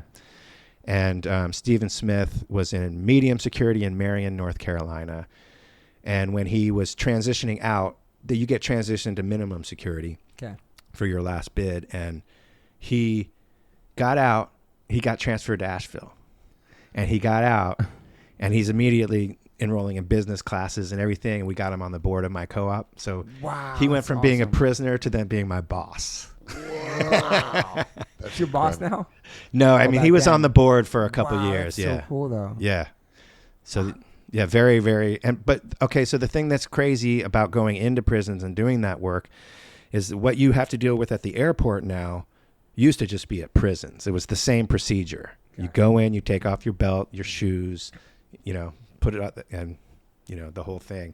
But I don't know. That's a tangent. But we always had to wear our hats. Okay. Because at some point, the federal prison administrations were convinced that the hats were a requirement of the religion. And by going along with that, it meant that the Rastas in the prisons could wear their hats, right? Okay. So we had to wear the hats when we came in. So they're not even searching like in there. Wow. Which was pretty wild. That is crazy. Yeah. Wow. How many years you do that for? Probably about 6 years. Always the same prisons, or you traveled? No, we traveled around. And the other thing that was really alarming to notice was how schools and prisons are the same design. Yeah. That's and now in schools they have lockdowns now, and all this somehow those industries really, it's interesting. That's scary. Yeah. That's a whole other episode in itself too. Yeah, definitely. Anything dealing with. Have you been to prison before? Prisons. No, only to not get arrested, but have you visited anybody in prison? Not saying you're locked up. I realize that. I've only been to closed down prisons and only county jail, because my father worked as an electrician in the county jail in Cleveland, and so I would go to work with him, and everybody loved him. I went to Robben Island, where Nelson Mandela's prison, where he was held captive, and that was intense. That was really intense. Must have been. Just learning about, and I also was reading at the same time, going there. I bought this book that I got there, and just talking about the structure of the prison system and what people have to go through. And we've always talked a lot about different prisons and prison, and it's something I feel absolutely needs to be reformed for so many years in the U.S. It's been so broken, and it's just so disturbing that that it exists in the way that it does, and it's frustrating because a lot of people don't realize that it needs fixing, and with that it's helpful for all of society, because these people are being released as well, and treating them like animals, doesn't make anything better. It makes absolutely everything worse. 100%. Yeah. And so that happens a lot living in Brazil. The prison system is horrendous, horrific, and people have the attitude, the public, of like, just let them rot, let them, just die. And I was like, dude, these are people make mistakes, and there are people that have families, they have mothers and fathers and sisters and brothers, and I know everyone's like, oh, what if they did something to your family? It's like, despite all that, my beliefs are that they can be better, right, 100% better, and they need to be better in order for people to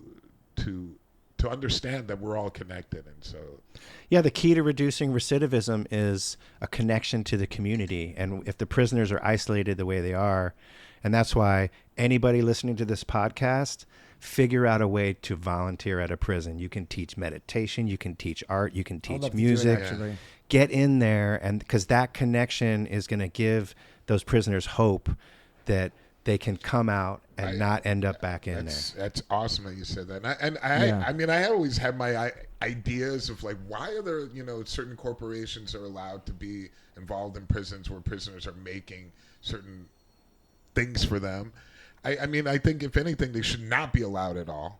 And if they are going to be creating jobs for prisoners inside a prison, they should be something they should be doing for communities in places like hurricanes, or places where it's a place where they come from, maybe, where they can give back to the community. I like that. In a sense where they feel connected, like you were saying, this connection, instead of making them isolated, which is the worst thing you can do, and to have them come back in a way like repairing or giving service to the community, maybe where they came from, or somebody less than them that's suffering, so they can understand this empathy and the impact that they can have by working together and feeling important, and it's, again, they're human beings, it's like people are always, humans aren't perfect, and so I just think that connection is so important, like you said, that isolation. I've even written songs about, where they put people in isolation, how it's inhumane. It doesn't change any situation. And they've done experiments in prisons where they had people talk about what happened in the situation, why, like what happened in this fight or whatever. And you talk to any of the prisoners, they're like, yeah, they need to talk to somebody about the situation, not be alone with their thoughts and just get angrier and just lost and completely becoming alienated. So I think there's a lot of reform that can be done, and I would love to do more work, or to do work into helping that, to change that. But it's great to hear that you've been that's amazing doing so many positive things within the prison. And like you said, you're like, oh yeah, like it's scary and everything, but at the same time, you have a better understanding from going there and seeing for yourself. Can prisoners have like one-on-one like therapy sessions and stuff like that in there? Do they have like therapists or psychologists or? I don't know. Like we definitely had to do some mediation to talk prisoners down sometimes from stuff. But one of the unique things about that experience was that our services were open to any faith. And so we were told over and over again that, wow, this is like the most mixed group I've ever, because we'd have Nation of Islam, Morris Science Temple, Muslims, Jewish people, and there's some really interesting dialogue going on there. I'm sure. Yeah. How many hours did you spend in there usually when you go in there? I mean, it was just like a full commitment, so it would be like probably like 4 hours. Wow, man. And I still, it happens to me here and there. Somebody will just like, I had somebody pull up next to me at a red light the other day, and he's like, Ross Sully. And the only people who call me Ross Sully were the inmates. Wow. So I'm like, and he's out. Yeah. Mission accomplished. Yeah. I would love to do that. I'd love to go. I don't know what I do is go help. I don't know. Talk to people. But I think that that therapy, because mentally, a lot of the prisoners and people who are going to prison have a lot of mental issues or problems, you know. Yeah. So the one thing is absolutely communicating, talking, therapy, you know, to help, you know. Yeah, connection. That release, that connection. Because they've been so disconnected, you know. That's why they're in prison, you know, a lot of times, you know, not having that connection, feeling lost. Yeah. You know? I visited a friend in prison once at Rikers, and it was horrifying. Like I couldn't hug them. I brought like some magazines that were going through all the pages, make sure there was nothing in the thing. Right. It was scary, man. Then I watch all those stupid prison shows, like 60 Days In, and all these other documentaries. It's like I would never want to go to prison, man. It's scary, man. Like, no. Yeah. You know what I mean? Like absolutely it's just like, not. No way. No way. That's why I stay a law-abiding citizen. I mean, there's definitely like prison systems. I think you can take pieces from that work and don't work and create something. I think people just need to be aware of where, you know, what's happening in these prison systems. You know, I mean, there's places like in Norway, they have them connected more with like animals and farms, you know, and it's like, why would they? Yeah. It's incredible. And you watched the one about Japan or somewhere. It was like crazy. I was telling you in Japan, it's off the hook. But that connection, again, with animals are very useful. You know, it's incredible. Animals have, you know, their unrelentless love, you know, which a lot of prisoners have never had, you know, like that unconditional love. It's amazing. It's something very magical, you know. In Puerto Rico, they had a co-op in a prison so they could create art and then sell it out in the community, you know. I think these are fantastic ideas, and also like maybe farming, you know, like then growing food and just gardening, you know, that connection again. You know, I think the idea of prison should be focused more on the rehabilitation instead of punishment. Education. Yeah, absolutely. Yeah. They could be business incubators. They could be all kinds of development. Exactly, because it costs a lot of money. It costs a lot of money, more than sending somebody to college, right? Exactly. So it's just like, need to rethink it, you know, like there's levels of where, yes, it could be supporting itself in a way, you know, where it's just like not everyone like having to put in money into it. I mean, it's, you know, a lot of things could be done. I know you put a book out too in 2018, right? Revolutionary Threads. Yep. Would you put another book out? I'm working on one. Okay, yeah. Awesome. Yeah, but I mean, honestly, the process of working on it is so satisfying to me. It's I don't know. You want to hear what the concept is? Yeah. I'd love to. So it's 1896. Okay. Was the Battle of Adwa in Ethiopia, where they defeated the invading Italians. Wow. So the first time Europe had to check itself and realize that it wasn't superior. Same year, Plessy versus Ferguson in the U.S., the lowest point of race relations in our country, because in the words of W.E.B. Du Bois, the slave became free, spent a brief moment in the sun, and then returned to slavery through Jim Crow, right? Wow. The Jim Crow wasn't part of the quote, but that's what happened. They codified segregation after people had been free. But this is the same year as the Battle of Adwa, this great victory in Ethiopia. And then in Cuba, you had their War of Independence against Spain with the Bronze Titan, Antonio Maceo. So all these things are so connected. But when we think of the late 1800s, we don't think that culture was really connected at that time. And it's just so I'm just doing a deep dive on that year and what was going on all around the world at that time, but mostly focused on like the working title, which is too long. Okay. So I got to work it out. Is 1896, Africa and the Black Atlantic, I don't know, toppled Jim Crow and the myth of white supremacy. Whoa. Because what it ended up doing, that all those things ended up fueling the Harlem Renaissance and then the Civil Rights Movement, you know, the Marcus Garvey movement before that, obviously. But it really had such a huge impact, and it's not taught in schools. That's amazing. You know about all that stuff too? Some of it, yeah. Yeah. I mean, the book's called Rastafari. I want to check it out. Social Justice, Cooperative economics. But I never would have made the connection of all of them happening at the same time. I didn't think about that aspect of it, but it's really interesting. I love that's connecting history between different places, because it's like, so the first emperor of Ethiopia was Theodore or Tuodros, And that was the same year of John Brown's raid. Oh, wow. And so it's really interesting to think of those things, happening at the same time. And like one of the connections with the U.S., and this is very significant, there's this book called The Strange Career of somebody Ellis. I haven't looked at this book in a while. But the subtitle is The Texas Slave Who Became a Mexican Millionaire. And the reason he's part of the story is because when he was a millionaire on Wall Street, he went and visited the Emperor of Ethiopia after that battle to set up business ties between the U.S. and Ethiopia. So he went there. But what's so interesting about him, as a child, he was a slave. But when he became free, he's bilingual. So he's like, no, I'm Mexican. He put oil in his hair. Wow, that's incredible. Because Mexican people were considered white then. Okay.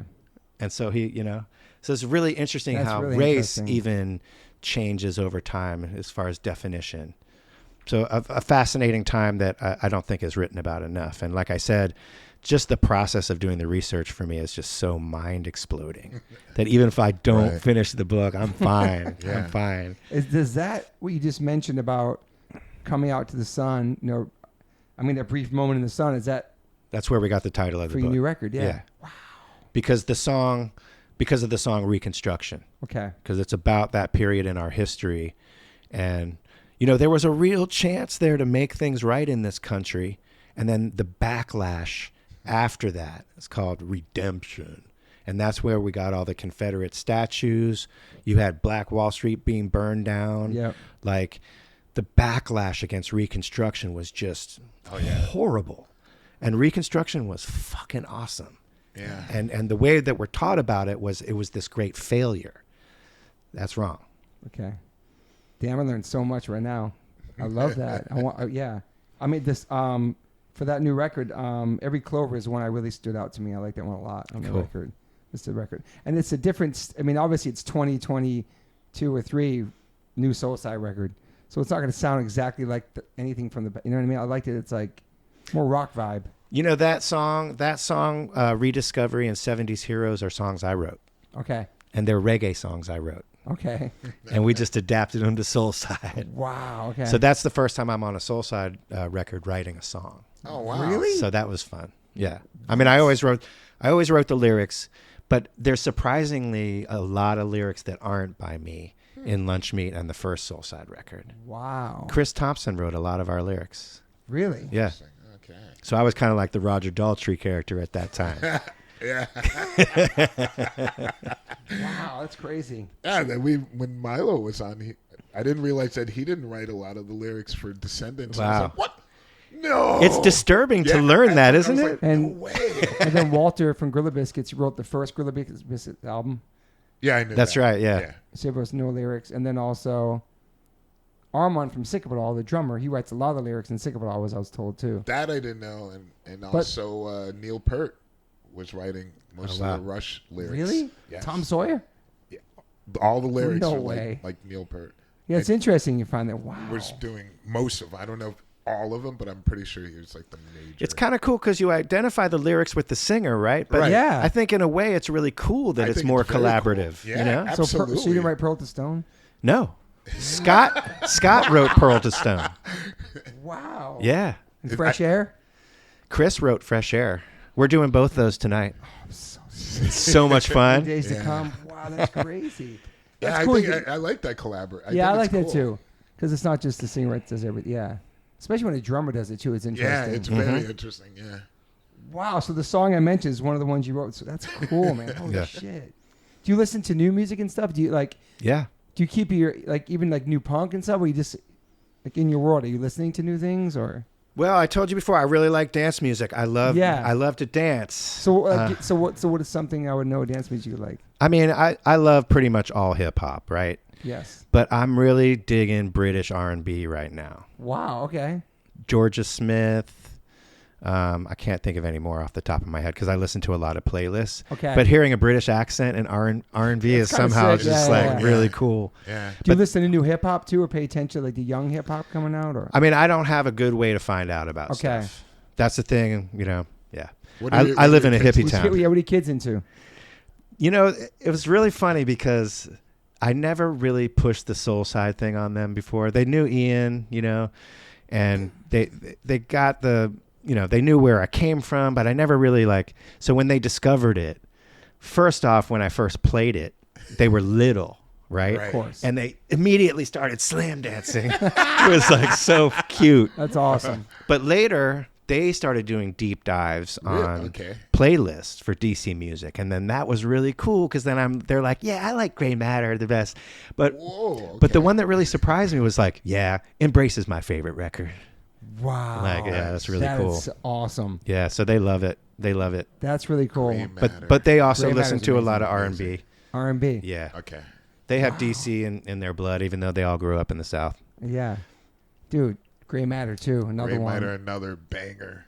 And we mentioned a lot of Beefeater. They're on my playlist too, and it keeps popping up. Like, oh yeah, man, super eclectic. Yeah. Oh, that was so original. I mean, really, really out there, and I appreciate that they were just doing their own thing at that time. Yeah. Nobody sounded like them. Nobody. Oh no. And that was so inspiring. It's like anything's possible. You can do anything. And Onam Tomas from Beefeater has a rap on the new Scream album, from what I hear. Really? That's supposed to be pretty killer. So they have all these guest artists on the new Is that Scream record out album. yet? It's not out yet. It's I coming saw out. the vinyl last week. It looked really cool. It looks like a DC Go-Go like flyer. Yeah. Really? It's cool. And they just put a video out for Sha-La-La, one of the songs. It's really great. So they're releasing, you know, that's the only song that you can hear right now. It's coming out soon. Wow. Exciting. It is interesting how kids, like we never pushed anything on Max as well. Not Hark or nothing. He knew like his uncles would play. We'd go see different shows, and you know. And then fast forward to like this past year, I got into the car and he was listening to Judge. And I'm like, he's like, this song's a banger. I'm like, what? That's I awesome. listened to Judge. He goes, yeah, it was on my list. I'm like, you saw him a million times. You know, Mike is like, but he didn't care at that moment. Yeah. You know, same with like Chromax, just other harder stuff like Slayer's. Like, I never listened to Slayer until he like started playing them. And it was never in my world. But I love that kids like they find it on their own. Yeah. And they feel like I found this. Yeah.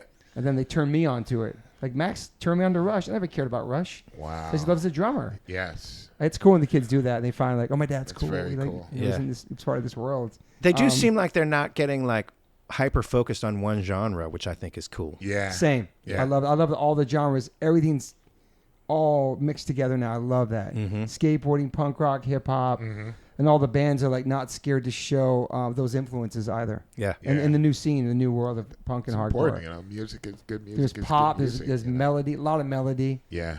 But yeah, I love that kids just like aren't afraid to like. It used to be called like my guilty pleasure. That's no longer. Right. There's nothing to be guilty about. If you like Absolutely it, you like not. it. Yeah. Did you like pop music? Yeah. Like mainstream stuff? Would you like be into something you would listen to? People be shocked that you like. Yeah. I mean, I this is embarrassing. But Let's go. I love saying it. I took my kids to the Justin Bieber movie because they were into Justin Bieber. I love the Biebs, man. And I liked it. I love melody. He was a believer too, my son. Believer. And He was. the kid He can, was. you know, he can play instruments and like that's He's really talented. cool. Yeah, he's Talented. really Sure. talented. What about Taylor Swift and stuff like that? I can't do that. Okay.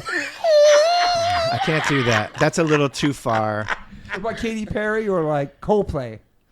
No. I love it. Like, nah.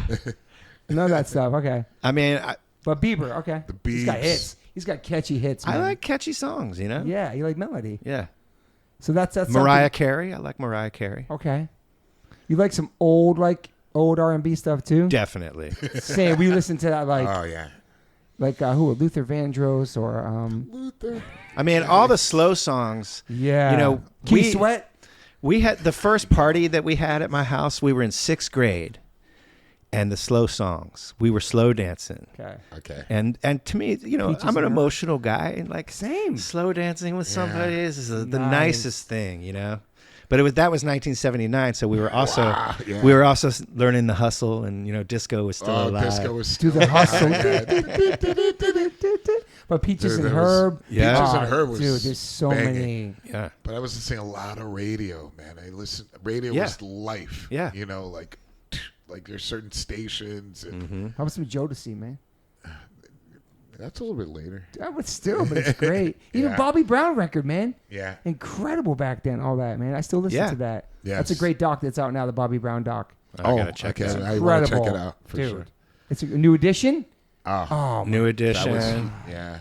I mean, going back to Sly and the Family Stone, like Yeah, one of the yeah. all-time greats right there. Yeah. It's all time for you. Yeah, definitely. So now you're in the Carolinas.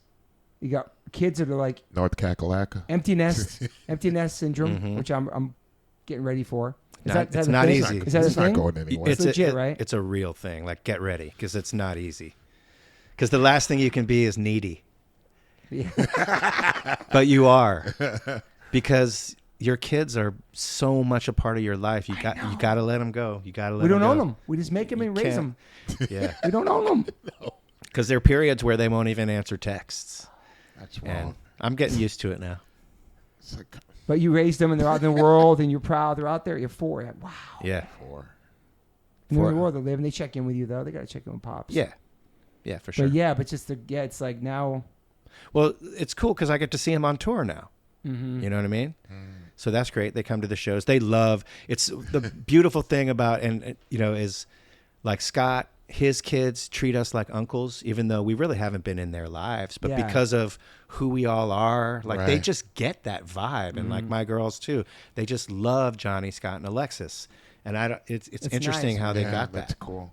So we'll come see you. We'll see Dad play. Yeah, and know the songs. That's awesome. Sell T-shirts for us. Yeah. They love the whole thing. Gonna have merch? Definitely. I was trying to find my Soulside 7-inch. My wife's 7-inch. I have you sign it, but I can't. I have a I'm trying to bring 7-inch. I know I do. You know what's cool is Almost got that. having books as merch is great. That's cool. It's a really nice little set of merch right there.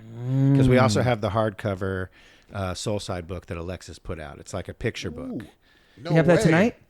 Yeah, we have some, but Can you hold one we'll for us? see because You'll there's buy it, there's not many left. When you get that tonight, man, give me that's- sign it. Yeah, that's so cool. I love books. I just I got love that them new too. Minor Threat book. It's so sick. The new Glenn. Oh yeah, one. I can't wait to read that. Oh my god. A couple more things. Obviously, I know the answer to this. You're an optimist or pessimist? Definitely an optimist. Yeah, I could tell. Yeah. I could tell. You've always been like that. Yep. Always been a positive person. Your music makes me feel so happy. So yeah, that's in your lyrics too and everything. Yeah. Mm-hmm. But always like fighting the fight too, and like it can be dark and the stuff that you deal with and you believe in. You're trying to make a change in the world. None of that stuff's always positive, but you've always That's why the Soulside symbol is a sun. love it. I picked that out because, I wonder if it's because I was an incubator baby and that sun is like the light in the incubator. That is interesting. Not easy symbol to get tattooed though. I always wanted to get it, but it was just yellow. I was like, I need a Soulside tattoo. What can I get? Yeah. But that's cool. That's I love that. Do you have any major regrets in your life? No, I think all those bumps in the road are there to teach you, and I mean it's nothing new, but learning continue. That's one of the things. I actually read this article about getting old. The way to not lose it is to keep learning, and mistakes are the best way to learn. True. Mm-hmm. That's a great point, actually. It's not easy. It's not easy, but I love that you still worked the same thing your whole life and still made music and didn't I just love that. I think it's awesome. You know what I mean? That you always had like a job and you weren't just like, I'm going to go be a rock star and play music and this is it. Because that was never a thought when you started a band in the first place, just because you do it because you love it. You have something you want to say, and get it out. yeah, awesome. You used to I feel very lucky that I think it could be I'm just glorifying my own path, right? But I feel very lucky that I never had the opportunity to be on a major label. Because music was never an occupation for me. It never became one. And I'm not dissing that at all. Yeah. I just know how disappointing that can be. Yeah. And so I never had that smashed dream of being a rock star. Mm-hmm. For me, what we did was good enough, and I missed the 90s, and so I get to come back and just do it like we did it before, and there's no expectations in it. There's no expectations of success, It's just, hey, how do we keep doing this? Yeah. And we have to have some measure of that because our guitar player lives in Vienna in Austria. Wow. Drummer lives here in LA. Johnny, bass players in Brooklyn, and I'm in North Carolina. So it takes a Wow. little bit of money to get together, right? Yeah, Right. same with you. Yeah. Wow. So that's really special when you do come together. Mm-hmm. What about social media? You on social media at all? Yeah. What do you think about it? It's very troubling.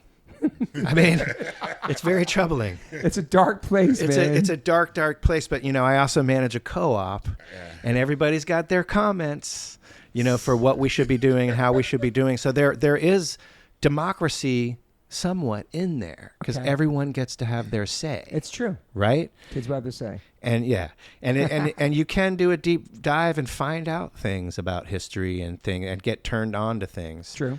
But yeah, it's troubling. Do you respond to those people? I mean, I avoid conflict. And part of it, honestly, was managing a store during the pandemic sucked. There was nothing but conflict. And people are trying to get us closed down because we require masks or we don't require masks. And then are you going to require vaccines? But we're running an establishment that people need. You got to get your food. And it has to be a safe environment for people. I mean, we're a health food store. And so those were a lot of hard decisions to make. And there was a lot of opposition to every decision. Backlash. And then people are trashing us on social media. And that's very scary because I don't want to lose my job either. And so, yeah. Lose sometimes. After that, I'm just like, oh, you got bare feet in the store? Oh, I didn't notice that. Is that a real service dog? Oh, I didn't notice that dog. Because we had to battle so much over masks. It's crazy. Dang. Yeah, that's a crazy time. It seems like so long ago, too. But you stayed open the whole time? Yeah. It's amazing, Yeah. man. Didn't lay anybody off. Awesome. We made Those it, are some made it dark through. days. Those are some interesting. Yeah. I still feel people coming out of it still are having, I don't want to say PTSD, that's a serious thing to say, but people coming out of this past couple of years, it's pretty Yeah, it was brutal for a lot of shell-shocking for people, you know what I mean? Making it through. I can't imagine it for professional musicians. I mean, your thing is done. Done. Yeah. You're not going anywhere. Right. That must have been hard. The lucky thing for me was I still had a place to go and be with people. Yeah. I wasn't isolated. Yeah. Yeah, music was not essential. It was like the lowest of the totem pole. I was like, is this ever coming back? Yeah. Right. Then you learn how to not stress about things you have no control over. I learned that for the pandemic, but you never heard of it. I kept saying, when are they going to mention music or comment? Remember, just waiting. They never. It was. Meanwhile, music brings so many people together, and now music's thriving. That's why they were not mentioned. They're like, I don't need these people together. It's just so healing for everything. It's music, extremely it's healing. very essential, I think, for the soul. But it was don't know. definitely. I don't know. I mean, I hadn't stopped in so many years. Same. So it was kind of nice to. Like my wife didn't leave me, to be honest. After a couple months, I started to realize, hey, this it's out of control. No control. The whole world it's happening to. So make the best of it. Mm-hmm. I even thank God. I mean, we were hanging working out in the garage, just hanging out every day, man. Just cool. And thank goodness, months before, I already made a decision. I'm gonna stop drinking. And then it came the pandemic, and I was fine. There were people I seen just gearing up, oh, we're selling more liquor than ever, and that was and crazy. I knew people would be drowning in, the confusion. It's easy to drown out, and they nothing to do. And I was like, I need to do completely the opposite because I don't know how long this is going to be. And but it was great that we're able to connect. We're neighbors. That's awesome. Yeah, it was awesome. Yeah, we really get it. Yeah, that's when we got the new album together. Okay. Yeah, there you go. Yeah. So you're recording during that time. Well, we demoed it, you know what I mean? Because we were starting the songs with different aspects, Here's a bass line. You want to put vocals to it before the guitar? Yeah. Gets a chance? Yeah, let's try that. Yeah, you could be So creative. we were doing that. it long distance. Yeah, it was great. Wow. And where was your family at during that? Were you with your family during that time? Yep. Yeah. Yep. And I was just recording vocals on voice memo on my phone and sending that. God, yeah. So I had a very low tech situation. Super DIY. Yeah, Everybody got real DIY. I had during garage band and just I was in my room all right, so that's right. You're doing voice, yeah. We had a whole thing where the band, to stay connected, doing live streams? once a week, live stream of all of us playing one of our songs in our rooms separate. And then we were this is cool, and all the fans were like, oh, I get to come here. I look forward to it. That's great. And then I was like, let's have people on, like talk to people, like do chats, and then let's have people come on to raise money for certain things, mental awareness and blah, blah, blah. Then it just became like a whole thing, Wow. like every Wednesday we would be there. And That was cool. You guys released, and then you guys put a record out with all those recordings. Yeah, with the Wow. recording. That was smart. We're like, wait a minute. With all these recordings we did, we had special guests come and jam the songs with us. So we put together with like certain people. That was a lot of work, man. It was a lot of work. I was like, wow, I'm still working, which is kind of cool. Stay creative, though. Yeah. But then in the end, I was like, man, we have this material. We should put it out on an album. And it was so cool because it's very unique for the time period that was happening. The recordings are all very unique. And then the moment. Such a crazy time. Yeah. Man. But it makes you, you really step outside your box when you're put in those situations, And Forced to be creative in a certain way. Yeah. yeah, and then you really look deep to try to find things that are satisfying, fulfilling, and I think it was, thankful that we were able to come out of that. Look at the podcast too. I started that before the pod. I'm so lucky to save my life. Just like talking to people, and it's very therapeutic, and still like talking to artists. You know what I mean? Like, it was just stuck in the garage. We did the whole garage, soundproofed it, tried to. We had a gym in there, did all this stuff, and just not knowing. Then they started announcing shows, then canceling shows, then canceling shows. It was this like, tour, dude. no tour, no, it's not gonna happen. Or a band would go out and then like, Yeah. it's not happening. It's Come not back. good. Or somebody get COVID and it'd be a rap. Oh my God, it's crazy.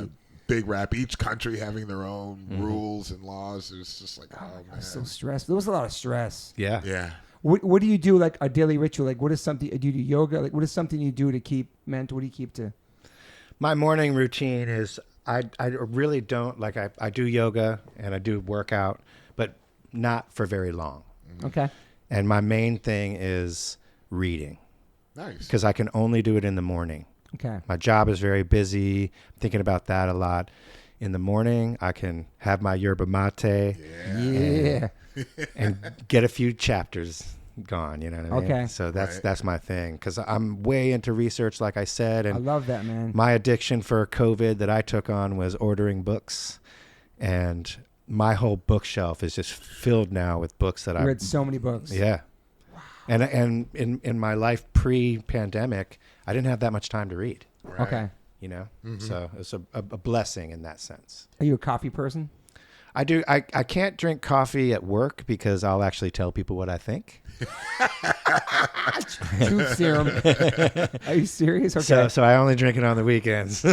Wow. Because customer service is a very humbling thing to be doing all the time because people are horrible and I'm horrible when I go into a store. Like the expectations that the workers are going to stop talking and just be attentive to you, and like as a customer service person, how many times you have to say, "Oh, I'm sorry." You have to say you're sorry so much, Even when you're not. I'm just kidding. So yeah, like so if I'm hyped up on coffee, I'll be like, "Why don't you just rethink what you asked me?" Right. That's not going to work. Go ahead. I don't know. I was going to ask you, how close is North Carolina to, you think, to legalization of marijuana? And how are you on that? And I mean, like, do you Good think question, that it Jared. should be legalized throughout the U.S.? Absolutely. Federally? Yeah. I mean, like, why make it a crime where you can end up in prison? I mean, Jesus Christ. I'm going to go on record as a straight edge person my whole life. I agree with you guys. Yeah. I agree with you. Yeah. And I don't know the answer for the other drugs, but pot is obviously a mild thing. Yeah. And for me personally, it's a very creative stimulant for my brain. So I'm all about it, and I don't think North Carolina's going to be anytime soon, which is tragic. It is tragic. Because we are a tobacco country. I know. And that industry collapsed, and thank God organic farming got promoted at that time. But herb would be the thing. Absolutely. And So we do have CBD is legal, so people can grow that herb. CBD is legal, and they had this thing that was completely fooled. I went into there was like, what's? Are they selling weed here at this store? And went to this thing, and they were like, yeah, this is Delta something. And I was like, what's this? Yeah, and they're like, this is weed, but it's like a different chemical format. And I was like, this is trash. I don't know what to think about it. I was like, this is disgusting. I was like completely like disgusted. I was like, I am not smoking weed. I'm not doing any of this. Like this, I think this is really bad. Mm-hmm. Do you smoke weed still? Me? Yes. Yeah. You smoke like joints? Every now and then. Yeah. But now, I mean, God, there's like edibles and There's so many things, and so many oils varieties. and things. But yeah, I do like to every now and then. And you quit coffee 2 days ago. Yeah, I did quit coffee. He was doing too much coffee. He's getting anxiety. Yeah. It's no Yeah. joke. That's no. No, it's no joke. It was triggering something very horrible. Yeah. In my mind, like I get that. yeah, Me too. And I like real high anxiety. Just kind of, and I love coffee, but I had like half a. you're pot. a pusher too. Yeah, I because was just, when I had I a quit, half a pot of coffee. I was like, yes, we're ready to go. Yeah. And then it's just like, but like Derek, something that's like kicking. anytime in I my quit coffee, you're a pusher. Like you break my balls about it. I also So, like the taste of like it. coffee's the only drug I've ever done. I started it a couple years ago, and I did it for like a month. Right. And it made me like jittery, No, I'm shittery, telling you, dehydrated, no, take a nap. I'm like, It was no, don't. so horrible. You for should me. not be taking. I know. And drinking coffee. But I feel like I feel like an adult, I guess. I drink my coffee with my Yeah. friends. But yeah, I'm on You the like the yerba mate. taste? I'm on the yerba mate. Yerba mate, yes. I don't love the taste. I don't know. Oh, I man, love I yerba love- mate. That's my. Okay, I got to tell you my recipe. Let's go. Here we go. Yerba mate, ashwagandha, holy basil, and a little bit of stevia. Ah, it's so good. What's ashwagandha? It's text also this to known me. as Indian ginseng. It's an adaptogenic, Fancy like way to see. Indian Yeah, that ginseng. was yeah. it's ashwagandha. it's It's good. legit? Yeah, yeah. Okay. yeah. That's your everyday? And all those things, yeah, all those things balance out the speediness of the mate. Okay. Right. All right. So that's been my thing forever, is throwing medicinal herbs into my tea brews. Yes. But you know what's crazy? When it's cold, it tastes like Coca-Cola syrup. Weird. Interesting. Yeah. Wow. I'm gonna have you text me that. Yeah, I like to try different things I will and change it definitely up. try it out. Yeah. Do you do like breath work and stuff like that or meditation? Yeah, breathing exercises were huge for me. Okay. I had like major anxiety as a young person, Yeah. and Wim breathe. Hof stuff or Huh? Wim Hof? You heard of Wim Hof? No. It's that deep breathing. Yeah. But you do your own kind of breath work. Yeah, yeah, good for for you. sure. Oh hell yeah! Okay. Keeps the stress out. Keeps like And just you can feel your brain being nourished by it. Mm-hmm. And a lot of time, so many people have problems sleeping, and there's breath exercises you can do to help you sleep. sure. Too. Yeah. the caffeine doesn't help the sleeping though too. Absolutely Especially not. you were doing Yeah. the afternoon. Like my friend Yeah. said, never do coffee after 3 I know. p.m. It's like after a nice meal, and I was like, I'm gonna have a little espresso. And it's very common in Brazil. Yeah. People are in Europe as This is- well. What is America, man? I know, I'm I just know, I kidding. know. But I just grew into that habit. I was like, yeah, I'm just but kidding. I just pushed it over the edge, And I Taking a break. half a pot is like not. That's probably a gnarly. Good way to go in the evening. But I know that it's super important to sleep. What I was telling Toby today, I was like, the human body can go like 20 or 19 days without food or I've done something that. like that. I've done that. But without sleep, It's gnarly, it's dude. like Yeah. maybe 4 or 5 days, and then you will die. And you'll be an asshole. Yeah, and your brain starts to break down. Hallucinations, Especially when you're older. everything breaks down badly. Sleep is super gold to. I feel like when you get older longevity. too, it's even more It's important. important. It's super important. I definitely. And harder to get. Yeah, I also heard melatonin is not really good for you either. I don't think. I just heard recently it was really not good for you, melatonin. It's But now- weird because it's a hormone. Yeah. And when it first came out, it came from rabbits. And so I don't know what. But I thought it was something your body naturally generates. It does, yeah. It does. That's but interesting. And so I don't know what the source is now okay. because I doubt it's just rabbits now. But where is it?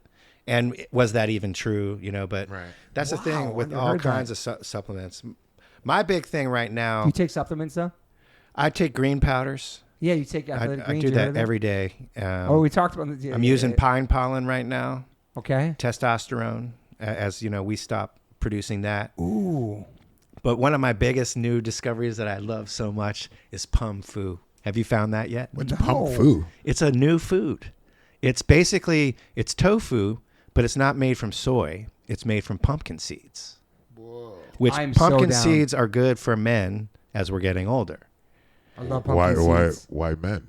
Prostate stuff. Okay. And so pum fu is really dense. And so it looks expensive, but it's like twice as dense as tofu. So you gotta Is try it. The it. same texture, like. It's denser than tofu. I'm so Okay. down. and you can't get rid of the pumpkin seed flavor. So they sell it with like a chorizo thing and like whatever. I like pumpkin seeds. But just get the pumfu and marinate it, and wow, you could do it raw or saute it in sesame oil. Man, it's so good. Sounds good. Wow, dropping some gems. I love carving pumpkins next week, and then I'll clean off the seeds and I'll put them in the oven and put some salt. I love pumpkin seeds. So great. Yeah. I'm so down for that. Yeah. People sleep on pumpkin seeds. They're What about great. molasses? Molasses have a lot of iron too. Yeah. I got into that for a while. You did? Yeah. You told me. We'll talk about that on the pod. Yeah. Well, man, thank you for being here. Any more questions for this? Probably off the pod. Oh, yeah? I mean, just food type stuff. Oh, yeah, food type? I just want to say thank you for all the music. Thank you for inspiration for my band, for my life, for the songs you wrote. Changed my life.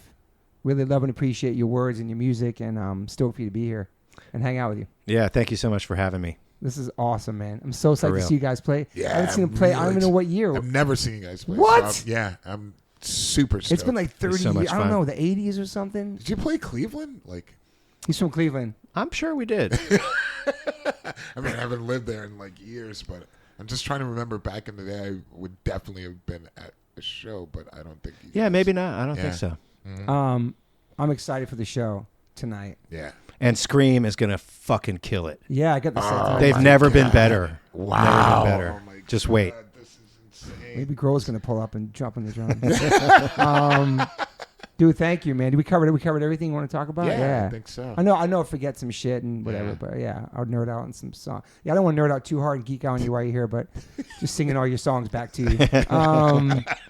And then people can find Soulside on social media. You guys have a Facebook, whatever like that. Yeah, and Facebook and Instagram. And these are your you have a couple shows now. Is this it for the year? This is it. No. So we're doing 2 LA shows, San Francisco, Portland, Seattle, and then next month is the East Coast. Okay. And then same thing, like a nice short tour. Then next year maybe summer touring. We're trying to go back to Europe in spring, and what we're finding is the double bill of Scream and Soulside is exciting. Yeah. And it's great better package. than each of us doing it separately. Absolutely. Yeah. So we're gonna try to milk that for as long as we can. Why not? It's so much fun, and I just got to drop it. It's incredible being on tour with Scream. I mean, we've been hanging out with them solid the last 2 nights, and these are important people in our lives that guided, made the path for us too, and it's just amazing to have that fellowship. Yeah, man. So I'm very thankful. That's cool. I'm excited to see you. Is Skeeter out here too with them? Yep. Oh, wow, bro. Yeah. That's legendary. amazing. Enoch. He goes by Enoch Okay, now. Okay. Respect. Whoa. Oh, my God. All right. Okay. Well, this is it. Bobby, thank you Yeah. for your time. And all right, we're signing off. All right. Peace, everybody.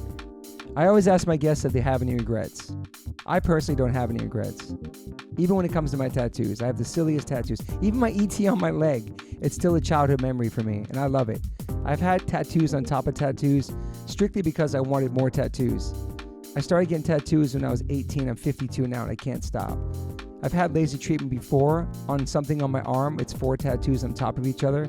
And that experience at that place was pretty fast. It was pretty cold. It was in and out, swiped the credit card. Don't really tell me much, didn't give me much details or anything was going to happen. So I never went back. So as of most recently, I'm so lucky enough to have had 2 sessions at Removery Tattoo Removal. My tattoo on my arm that looks like a big black blob is now super light. I've had 2 sessions. I have a long road ahead of me. None of this stuff happens overnight. You cannot take a tattoo up in one sitting. You have to be patient. And it's painful. They ice you up. It's super fast. To me, it felt like a bunch of rubber bands. But what's more painful than that is looking at something on your body that you think you're stuck with for the rest of your life. That sucks. But now for me, I'm really happy I started this journey. I'm slowly going to get this tattoo removed. I never thought in a million years I have any kind of real estate on my arm. I don't even know what I want, but it's exciting. I'm so honored to announce that One Life, One Chance podcast is now with Removery. I have a code. Use TobyH20 and get $100 off your first session. Call 866-934-4570 or go to removery.com. One of the most experienced tattoo removal companies in the world. Over 600,000 removal treatments done. 100 locations. US, Canada, and Australia. State-of-the-art Pico-Way laser technology. Cryo-technology to reduce any discomfort. This is so exciting for me because all I do in these podcasts is talk about tattoos. From day one, if you've been listening to this podcast, talk about tattoos, talk about getting removed, talk about getting covered up.